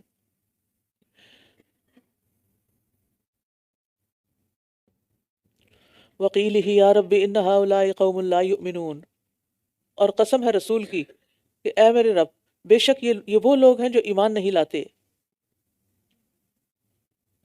فَاصْفَحْ عَنْهُمْ وَقُلْ سَلَامٌ فَسَوْفَ يَعْلَمُونَ، بس آپ ان سے درگزر کیجئے اور کہہ دیجئے کہ سلام ہو، بس عنقریب وہ خود ہی جان لیں گے۔ سورۃ الدخان۔ بسم اللہ الرحمن الرحیم حمیم والکتاب المبین انا انزلناه فی لیلۃ مبارکہ انا كنا منذرین فیہا یفرق کل امر حکیم۔ بسم اللہ الرحمن الرحیم حامیم والکتاب المبین، قسم ہے اس بیان کرنے والی کتاب کی، یعنی کتاب مبین خود اس بات کی شاہد ہے کہ یہ قرآن اللہ کی طرف سے نازل کردہ ہے، یعنی خود ہی بیان کر رہی ہے۔ انا انزلناہ فی لیلۃ مبارکۃ انا کنا منذرین، بے شک ہم نے اسے ایک بہت برکت والی رات میں نازل کیا ہے، بے شک ہم خبردار کرنے والے ہیں۔ یعنی یہ قرآن کی عظمت ہے کہ اللہ تعالیٰ نے قرآن کو بابرکت رات میں نازل کیا۔ اور وہ کون سی رات ہے؟ لیلۃ القدر، انا انزلناہ فی لیلۃ القدر. اور لیلۃ القدر کب ہوتی ہے؟ شہر رمضان الذی انزل فیہ القرآن، رمضان کے مہینے میں ہوتی ہے، کیونکہ قرآن رمضان میں نازل ہوا. بعض لوگوں نے اس کو 15 شعبان کی رات بنایا ہوا اور اس آیت سے دلیل لیتے ہیں، جبکہ یہ درست نہیں، یہ رمضان ہی کی رات ہے اور اسی کی طرف یہاں اشارہ ہے. اور کتاب کو نازل کرنے کا مقصد کیا ہے؟ لوگوں کو اچھے اور برے سے آگاہ کرنا. اس کتاب میں بشارت بھی ہے اور نذارت بھی، یعنی خبردار بھی کرتی ہے. اور لیلۃ القدر کو بابرکت کیوں کہا گیا؟ کیونکہ اس میں قرآن کا نزول ہوا، فرشتے اترتے ہیں، روح الامین اترتے ہیں. اس سال اور اس رات میں سال بھر میں ہونے والے واقعات کا فیصلہ کیا جاتا ہے، اور یہ رات 1000 مہینوں کی عبادت سے بہتر رات ہے. یاد رکھیے، جن راتوں کی عبادت کی ہم پہلے سے تیاری کرتے ہیں نا، پلاننگ کرتے ہیں، ان میں کچھ کر بھی جاتے ہیں اللہ کے اذن سے. پلاننگ میں دعا بھی شامل ہوتی ہے کہ اللہ مجھے لیلۃ القدر نصیب کر. اور آپ اپنی خاص دعاؤں میں سال بھر لکھ لیا، یعنی ڈائری بنائیے یا کوئی کسی بھی جگہ ساری دعائیں جو آپ کے دل سے نکلی ہوئی، یا قرآن پڑھتے ہوئے آپ کے دل میں جو باتیں آ رہی، اور پھر مختلف قبولیت کے اوقات میں وہ مانگتے رہیں. ایک رات کی عبادت مل گئی، 1000 مہینوں کی عبادت مل گئی. کوئی معمولی شرف نہیں ہے، گویا ہم ساری زندگی عبادت کرتے رہے. اور وہ عبادت کیسے کرنی ہے، اور اس کے لیے کیا چیزیں رکاوٹ ہو سکتی ہیں، ان رکاوٹوں کو کیسے دور کرنا ہے، اس کی پلاننگ کرنے کی ضرورت ہے تاکہ محروم نہ ہو. ہر کام کے لیے ایک ماحول چاہیے. آپ دیکھیں پودوں کو اگر صحیح ماحول نہ ملے تو وہ جل جاتے ہیں. ہمیں بھی اگر صحیح ماحول نہ ملے تو عبادت نہیں ہو پاتی. تو چونکہ یہ بہت بابرکت رات ہے، ہو سکتا ہے کہ لائف چینجنگ ایکسپیرینس ہو، ہم اللہ تعالیٰ کے بہت قریب ہو جائیں، بہت محبت پھوٹ پھوٹ کے ہمارے دلوں سے نکلنے لگے اللہ کی، اور ہماری عبادتیں اچھی ہو جائیں، اور خوب خوب دعائیں بھی اس میں کریں، صدقہ خیرات بھی کریں. اور پھر ایک مشکل جو ہوتی ہے، جب سب لوگ اکٹھے ہوتے ہیں پھر باتیں بھی شروع ہو جاتی. بس سب سے چپ کا روزہ ہے، یعنی اس رات میں چپ کا روزہ رکھنا ہے، میں نے کسی سے باتیں نہیں کرنی. کوئی اگر بات کرے تو اشارے سے کریں، لن اکلم الیوم انسیا، تسبیح کریں، کہ ادھر ادھر کی گفتگو میں شامل نہ ہوں، اور پورا فوکس عبادت پر ہی ہو. اور اس رات میں بھی قرآن سے خاص تعلق، کیونکہ یہ قرآن کے نزول کی رات ہے، یعنی زیادہ زیادہ تلاوت کریں، قیام میں پڑھیں. اگر کسی وجہ سے آپ کسی مسجد یا ایسی جگہ نہیں بھی جا سکتے تو اپنے گھر میں ہی قیام کی صورت بنائیں. آپ موبائل فون سے دیکھ کے بھی پڑھ سکتے ہیں، کیونکہ زیادہ سے زیادہ قرآن پڑھنے کی ضرورت ہے. فیہا یفرق کل امر حکیم، اس میں ہر مضبوط کام کا فیصلہ کیا جاتا ہے. یعنی لیلۃ القدر میں آئندہ سال کے تمام امور طے پا جاتے ہیں، کس نے مرنا ہے، کس کو کتنا رزق دیا جائے گا، اور دیگر چیزیں ہماری طرف سے ایک حکم کی وجہ سے. بے شک ہم ہی رسول بھیجنے والے ہیں آپ کے رب کی رحمت سے، بے شک وہ خوب سننے والا، خوب علم والا ہے. تو یاد رکھیے، لیلۃ القدر میں سارے فیصلے اللہ کے حکم سے ہوتے ہیں، اور رب کی رحمت، تیرے رب کی رحمت نبی صلی اللہ علیہ وسلم کو خطاب ہے. یہ آپ کے شرف اور آپ سے پیار کا ایک طرح سے اظہار ہے، اور بندوں پر رحمت اللہ تعالیٰ کے رب ہونے کا تقاضا بھی ہے. آسمانوں اور زمین کا اور ان چیزوں کا رب جو ان دونوں کے درمیان ہے، اگر تم یقین کرنے والے ہو. لا الہ الا هو یحیی و یمیت ربکم و رب آبائکم الاولین، اس کے سوا کوئی معبود نہیں، وہی زندہ کرتا ہے اور وہی موت دیتا ہے، وہی تمہارا رب ہے اور تمہارے پہلے باپ دادا کا رب بھی ہے. بلکہ یہ ایک شک میں پڑے کھیل رہے ہیں، بس انتظار کیجئے جس دن آسمان ظاہر دھواں لائے گا. یہاں نبی صلی اللہ علیہ وسلم کو تسلی دی جا رہی ہے کہ وہ دن دور نہیں جس میں ان کی شامت آئے گی. اور کہا جاتا ہے کہ ہجرت کے بعد رسول اللہ صلی اللہ علیہ وسلم کی بد دعا سے مکہ والوں پہ قحط طاری ہو گیا تھا، جس میں ہر وقت آسمان جو ہے وہ دھواں دھواں نظر آتا تھا. اور اس سے مراد وہ دھواں بھی ہو سکتا ہے جو قیامت کے قریب ظاہر ہوگا. وہ لوگوں کو ڈھانپ لے گا، سانس کیسے لیں گے؟ یہ دردناک عذاب ہے. اے ہمارے رب، ہم سے عذاب کو ہٹا دے، بے شک ہم ایمان لانے والے ہیں. ربنا اکشف عنا العذاب انا مؤمنون. جب کوئی تکلیف ہو نا، جب کسی مصیبت میں پڑ جائیں، اس وقت اس آیت کو کثرت سے پڑھیں کہ یا رب ہم ایمان لانے والے ہیں، تو ہم سے یہ تکلیف دور کر دے، یہ مصیبت دور کر دے. انا لہم الذکری وقد جاءہم رسول مبین، ان کے لیے نصیحت کہاں سے ہوگی حالانکہ ان کے پاس بیان کرنے والا رسول آ چکا. پھر بھی انہوں نے اس سے منہ موڑ لیا اور کہنے لگے سکھایا پڑھایا دیوانہ ہے. انا کاشف العذاب قلیلا انکم عائدون، بے شک ہم عذاب کو تھوڑی دیر کے لیے ہٹانے والے ہیں، بے شک تم دوبارہ وہی کچھ کرنے والے ہو۔ استغفر، یعنی یہ بھی انسان کی ایک بڑی ویکنس ہے کہ تکلیف کے وقت میں وہ اللہ سے بڑے بڑے وعدے کرتا ہے، کوئی منتیں مان لیتا ہے اور کہتا ہے اللہ آج کے بعد یہ پھر نہیں کروں گا، بس یہ مصیبت ٹال دے، لیکن جو ہی مصیبت ٹلتی ہے آہستہ آہستہ آہستہ پھر پرانی ڈگر پہ۔ آپ دیکھیں کہ جیسے جن لوگوں کو ایڈکشن کا مسئلہ ہو جاتا ہے ان کو ایک دفعہ نہیں ریہیب میں لے کے جاتے، کئی کئی دفعہ، یعنی ریہیب جاتے ہیں، ٹھیک ہوتے ہیں، پھر بڑے وعدے کر کے آتے ہیں کہ آج کے بعد ہم یہ نہیں کریں گے، جا کے کچھ عرصہ اس پہ استقامت اختیار، اس کے بعد پھر ڈیل، پھر اسی مصیبت میں، پھر واپس وہیں۔ جس دن ہم بڑی سخت پکڑ پکڑیں گے، بے شک ہم عذاب کو تھوڑی دیر کے لیے ہٹانے والے ہیں، بے شک تم دوبارہ وہی کچھ کرنے والے ہو، اللہ کو پتا ہے۔ جس دن ہم بڑی سخت پکڑ پکڑیں گے، بے شک ہم انتقام لینے والے ہیں۔ کہا جاتا ہے کہ اشارہ ہے یوم بدر کی طرف، اور یقیناً ان سے پہلے ہم نے قوم فرعون کو آزمایا اور ان کے پاس ایک معزز رسول آیا تھا، یہ کہ اللہ کے بندوں کو میرے حوالے کر دو، بے شک میں تمہارے لیے ایک امانت دار رسول ہوں، یعنی ان بنی اسرائیل کو آزاد کر دو، اور یہ کہ تم اللہ کے مقابلے میں سرکشی نہ کرو، بے شک میں تمہارے پاس واضح دلیل لایا ہوں، اور بے شک میں اپنے رب اور تمہارے رب کی پناہ لیتا ہوں اس سے کہ تم مجھے سنگسار کر دو، اور اگر تم مجھ پر ایمان نہیں لاتے تو مجھ سے الگ رہو۔ موسیٰ علیہ السلام کو پتہ چل گیا کہ ان کو فرعونیوں کا ارادہ بہت خطرناک ہے اور وہ ان کو ختم کرنے کا، قتل کرنے کا سوچ رہے ہیں، تو انہوں نے اللہ کی پناہ لے لی اور اللہ نے ان کو پناہ دے دی، دشمن غرق ہوئے اور وہ بچ گئے۔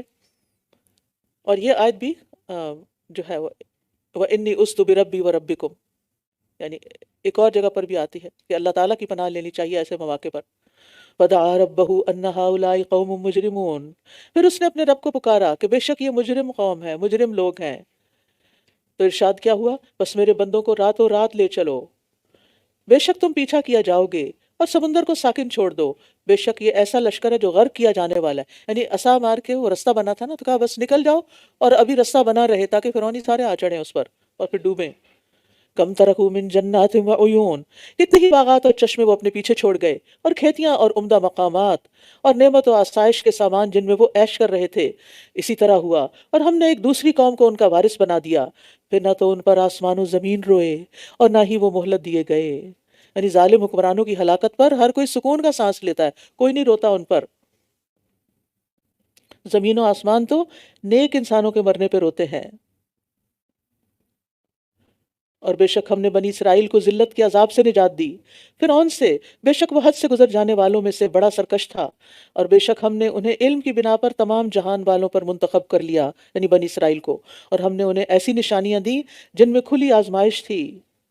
بلا جو ہے مصیبت اور انعام دونوں معنوں میں استعمال ہوتا ہے، یعنی ان پر اللہ تعالیٰ کے بہت بڑے احسانات بھی تھے اور ان احسانات کے اندر آزمائش تھی۔ بے شک یہ لوگ کہتے ہیں کہ بے شک ہماری پہلی موت کے سوا کوئی اور موت نہ ہوگی اور ہم دوبارہ اٹھائے جانے والے نہیں۔ اگر تم سچے ہو تو ہمارے آباء و اجداد کو لے آؤ، کیا یہ لوگ بہتر ہیں یا تبا کی قوم اور وہ لوگ جو ان سے پہلے تھے؟ ہم نے انہیں ہلاک کر دیا، بے شک وہ سب مجرم تھے، اللہ نے ان سے انتقام لیا۔ وما خلقنا السماوات والارض وما بینہما لاعبین، اور ہم نے آسمانوں اور زمین کو اور جو ان دونوں کے درمیان ہے کھیلتے ہوئے نہیں بنایا، یعنی بے مقصد نہیں بنایا۔ ہم نے ان دونوں کو حق ہی کے ساتھ پیدا کیا، یعنی مقصد سے پیدا کیا، لیکن ان کے اکثر علم نہیں رکھتے، ان کو پتہ ہی نہیں کہ کیوں پیدا ہوا یہ سب کچھ۔ یقیناً فیصلے کا دن ان سب کا مقرر وقت ہے، یعنی اللہ کے پاس حاضری کا۔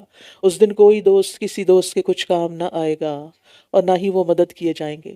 دنیا میں تو آپ پر تکلیف آتی ہے تو بہت سے لوگ ہمدردی کرنے والے ہوتے ہیں، مدد کرنے والے ہوتے ہیں، لیکن وہاں ہر ایک کو اپنی پڑی ہوگی، کسی کا کوئی قریبی رشتہ دار، غلام، دوست، آقا کوئی کام نہیں آئے گا، کسی طرف سے کوئی مدد نہ ملے گی مگر جس پر اللہ رحم فرمائے، بس اللہ ہی کی رحمت ہوگی، بے شک وہ بہت زبردست نہایت رحم کرنے والا ہے۔ یعنی اللہ کی رحمت یہ قیامت کے دن انسان کو بچائے گی۔ بے شک زقوم کا درخت گناہ گار کا کھانا ہوگا، پگھلے ہوئے تانبے کی طرح پیٹوں میں جوش کھائے گا، کھولتے ہوئے گرم پانی کی طرح۔ اسیم سے مراد یہاں پر کافر و مشرک اور قیامت کے منکر ہیں، ان کے لیے یہ کھانا ہوگا۔ پکڑو اسے اور گھسیٹتے ہوئے اسے جہنم کے بیچوں بیچ لے جاؤ، پھر اس کے سر پر کھولتے پانی کا عذاب انڈے لو، چکھو مزہ، بے شک تو بڑا زبردست بہت عزت والا تھا، بے شک یہ وہی ہے جس میں تم شک کیا کرتے تھے۔ یہ طنز اور مذاق کے طور پر انہیں ان صفات کے ساتھ پکارا جا رہا ہے، ان کو عزت نہیں دی جا رہی، یعنی جہنم کی مار مار کے ان کو ساتھ سخت بات بھی کریں گے. ان المتقین فی مقام امین، بے شک متقی لوگ امن والی جگہ میں ہوں گے، باغات اور چشموں میں ہوں گے. کفار کے برے انجام کے بعد متقین کا اچھا انجام ذکر کیا جا رہا ہے.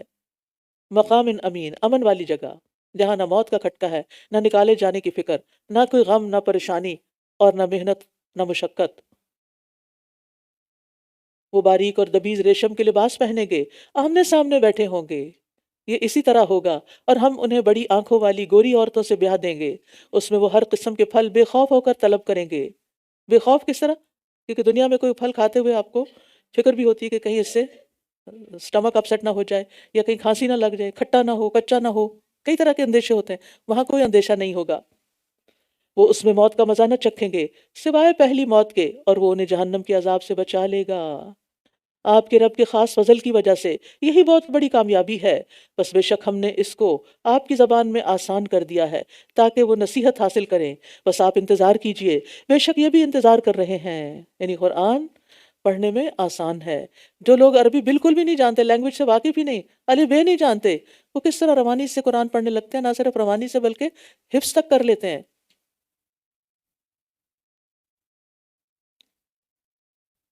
سورۃ الجاسیہ. بسم اللہ الرحمن الرحیم. حامیم تنزیل الکتاب من اللہ العزیز الحکیم. اس کتاب کا اتارنا اللہ بہت زبردست خوب حکمت والے کی طرف سے ہے. یعنی یہ قرآن نبی کی تصنیف نہیں، اللہ کی کتاب ہے. بے شک آسمانوں اور زمین میں ایمان لانے والوں کے لیے یقیناً بہت سی نشانیاں ہیں، جو دیکھے، جو سمجھے تو. اور خود تمہاری پیدائش میں اور ان جانداروں میں جنہیں وہ پھیلاتا ہے، ان لوگوں کے لیے بہت سی نشانیاں ہیں جو یقین رکھتے ہیں. اور رات اور دن کے اختلاف میں، اور جو رزق اللہ نے آسمان سے اتارا، پھر اس کے ساتھ زمین کو اس کی موت کے بعد زندہ کر دیا، اور ہواؤں کی گردش میں، ان لوگوں کے لیے بہت سی نشانیاں ہیں جو عقل رکھتے ہیں، عقل استعمال کرتے ہیں. یہ اللہ کی آیات ہیں جنہیں ہم آپ پر حق کے ساتھ پڑھتے ہیں. بس اللہ اور اس کی آیات کے بعد یہ کس بات پر ایمان لائیں گے؟ ہر اس شخص کے لیے ہلاکت ہے جو بہت جھوٹا، بہت گناہ گار ہے. وہ اللہ کی آیات کو سنتا ہے جو اس پر پڑھی جاتی ہیں، پھر تکبر کرتے ہوئے اپنی بات پر اصرار کرتا ہے، گویا کہ اس نے انہیں سنا ہی نہیں. بس آپ اسے دردناک عذاب کی خوشخبری دے دیجئے. جب بھی اللہ کی آیات سن کے عمل کو دل نہ چاہے تو اس آیت کو یاد کر لیں. اور جب وہ ہماری آیات میں سے کوئی چیز جان لیتا ہے تو اسے مذاق بنا لیتا ہے. یہی وہ لوگ ہیں جن کے لیے ذلت آمیز عذاب ہے. یعنی جو آیت سمجھ میں آئے اور جو نہ آئے اس کا مذاق اڑاتا ہے. تو ہمیں دین کا مذاق اڑانے سے بچنا چاہیے. ان کے آگے جہنم ہے، اور وہ ان کے کچھ بھی کام نہ آئے گا جو انہوں نے کمایا. دنیا میں جو بھی محلات کھڑے کیے وہ وہاں کچھ فائدہ نہ دیں گے، اور نہ وہ جن کو انہوں نے اللہ کے سوا حمایتی بنا رکھا تھا کہ یہ کام آئیں گے، یہ چھڑا لیں گے. اور ان کے لیے بہت بڑا عذاب ہے. یہ سراسر ہدایت ہے. اور وہ لوگ جنہوں نے اپنے رب کی آیات کا انکار کیا، ان کے لیے بدترین قسم کا دردناک عذاب ہے. اللہ وہ ہے جس نے تمہارے لیے سمندر کو مسخر کیا تاکہ کشتیاں اس میں اس کے حکم سے چلیں، اور تم اس کا فضل تلاش کرو، اور تاکہ تم شکر ادا کرو. اللہ کی توحید پر کائنات کے دلائل کے بعد یہاں اللہ کی نعمتوں کا ذکر کیا جا رہا ہے.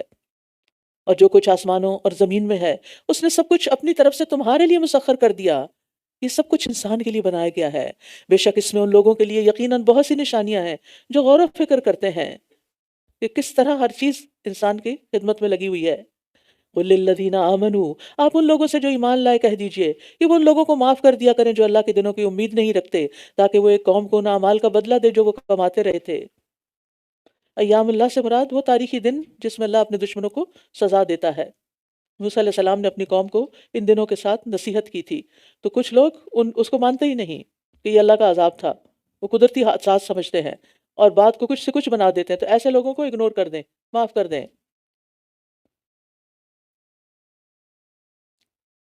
من عمل صالحا فلنفسہ، جس نے کوئی نیک عمل کیا تو وہ اسی کے لیے ہے، اور جس نے کوئی برائی کی تو اس کا وبال اسی پر ہوگا. پھر تم اپنے رب ہی کی طرف لوٹائے جاؤ گے. اور یقیناً ہم نے بنی اسرائیل کو کتاب اور حکومت اور نبوت عطا کی، اور انہیں پاکیزہ چیزوں میں سے رزق دیا، اور انہیں تمام جہانوں پر فضیلت عطا کی. یہ مضمون کئی بار آیا ہے کہ اللہ نے بنی اسرائیل کو بہت سی نعمتوں سے نوازا، اور ہم نے انہیں دین کے معاملے میں واضح ہدایات عطا کی. یعنی علم بھی دیا، ہدایت دی. پھر انہوں نے علم آ جانے کے بعد محض آپس کی ضد کی وجہ سے اختلاف کیا. بہت سا اختلاف اور اعتراضات صرف ضد کی وجہ سے ہوتے ہیں. بے شک آپ کا رب قیامت کے دن ان کے درمیان فیصلہ کر دے گا جس معاملے میں یہ اختلاف کرتے تھے. یعنی بنی اسرائیل میں جہالت کی وجہ سے اختلاف نہیں ہوا، علم کے بعد ہوا، اور وہ زیادہ سخت ہوتا ہے. پھر دین کے معاملے میں ہم نے آپ کو واضح شریعت پر قائم کیا ہے، بس آپ اس کی پیروی کیجئے اور آپ ان لوگوں کی خواہشات کی پیروی نہ کیجئے جو علم نہیں رکھتے.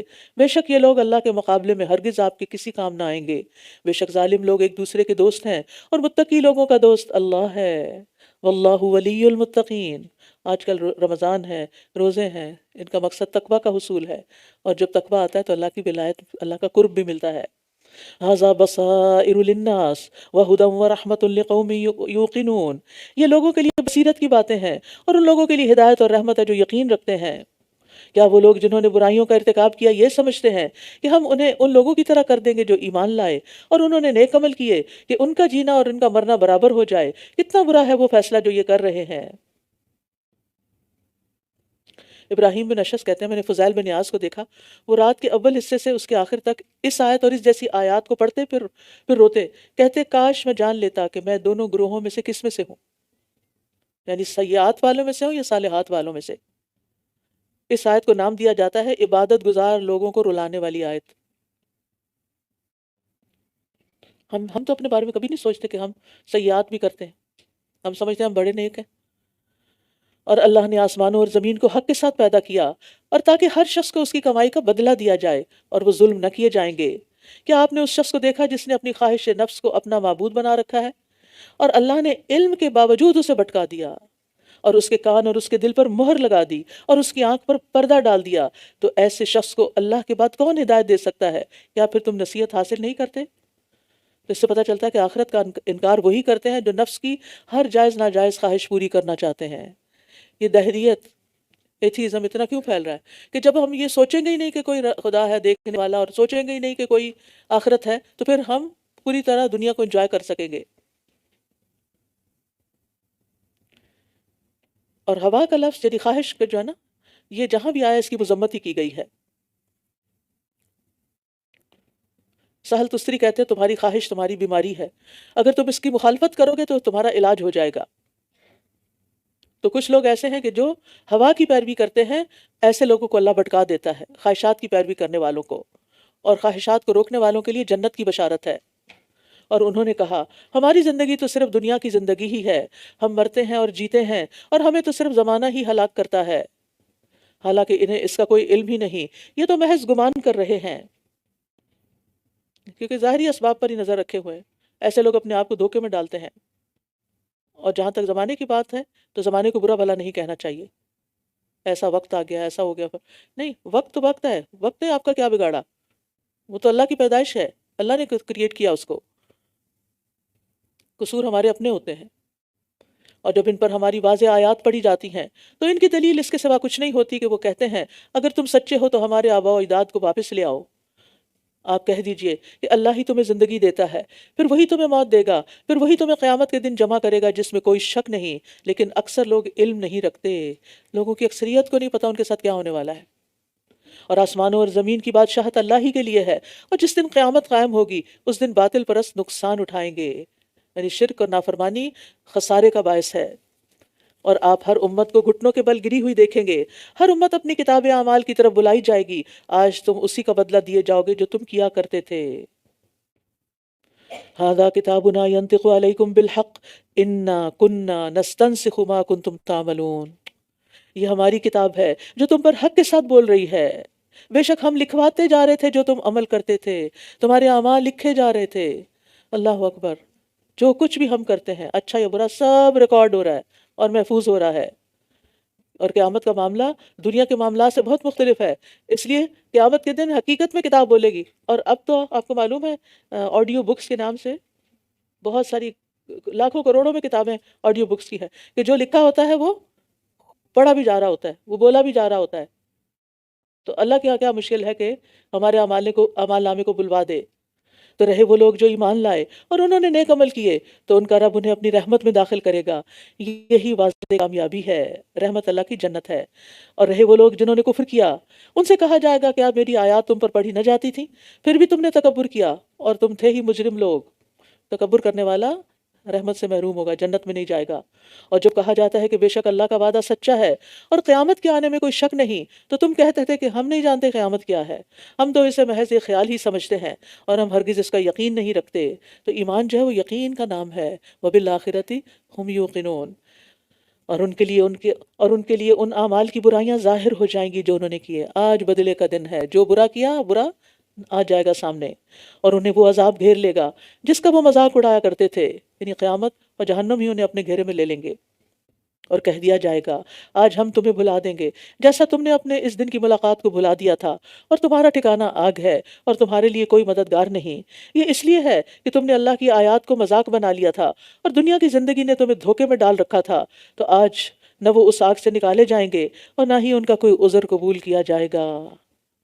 وَلِلَّهِ الْحَمْدُ رَبِّ السَّمَاوَاتِ وَرَبِّ الْأَرْضِ رَبِّ الْعَالَمِينَ، بس تمام تعریفیں اللہ ہی کے لیے ہیں جو آسمانوں کا رب ہے اور زمین کا رب ہے اور جو تمام جہانوں کا رب ہے۔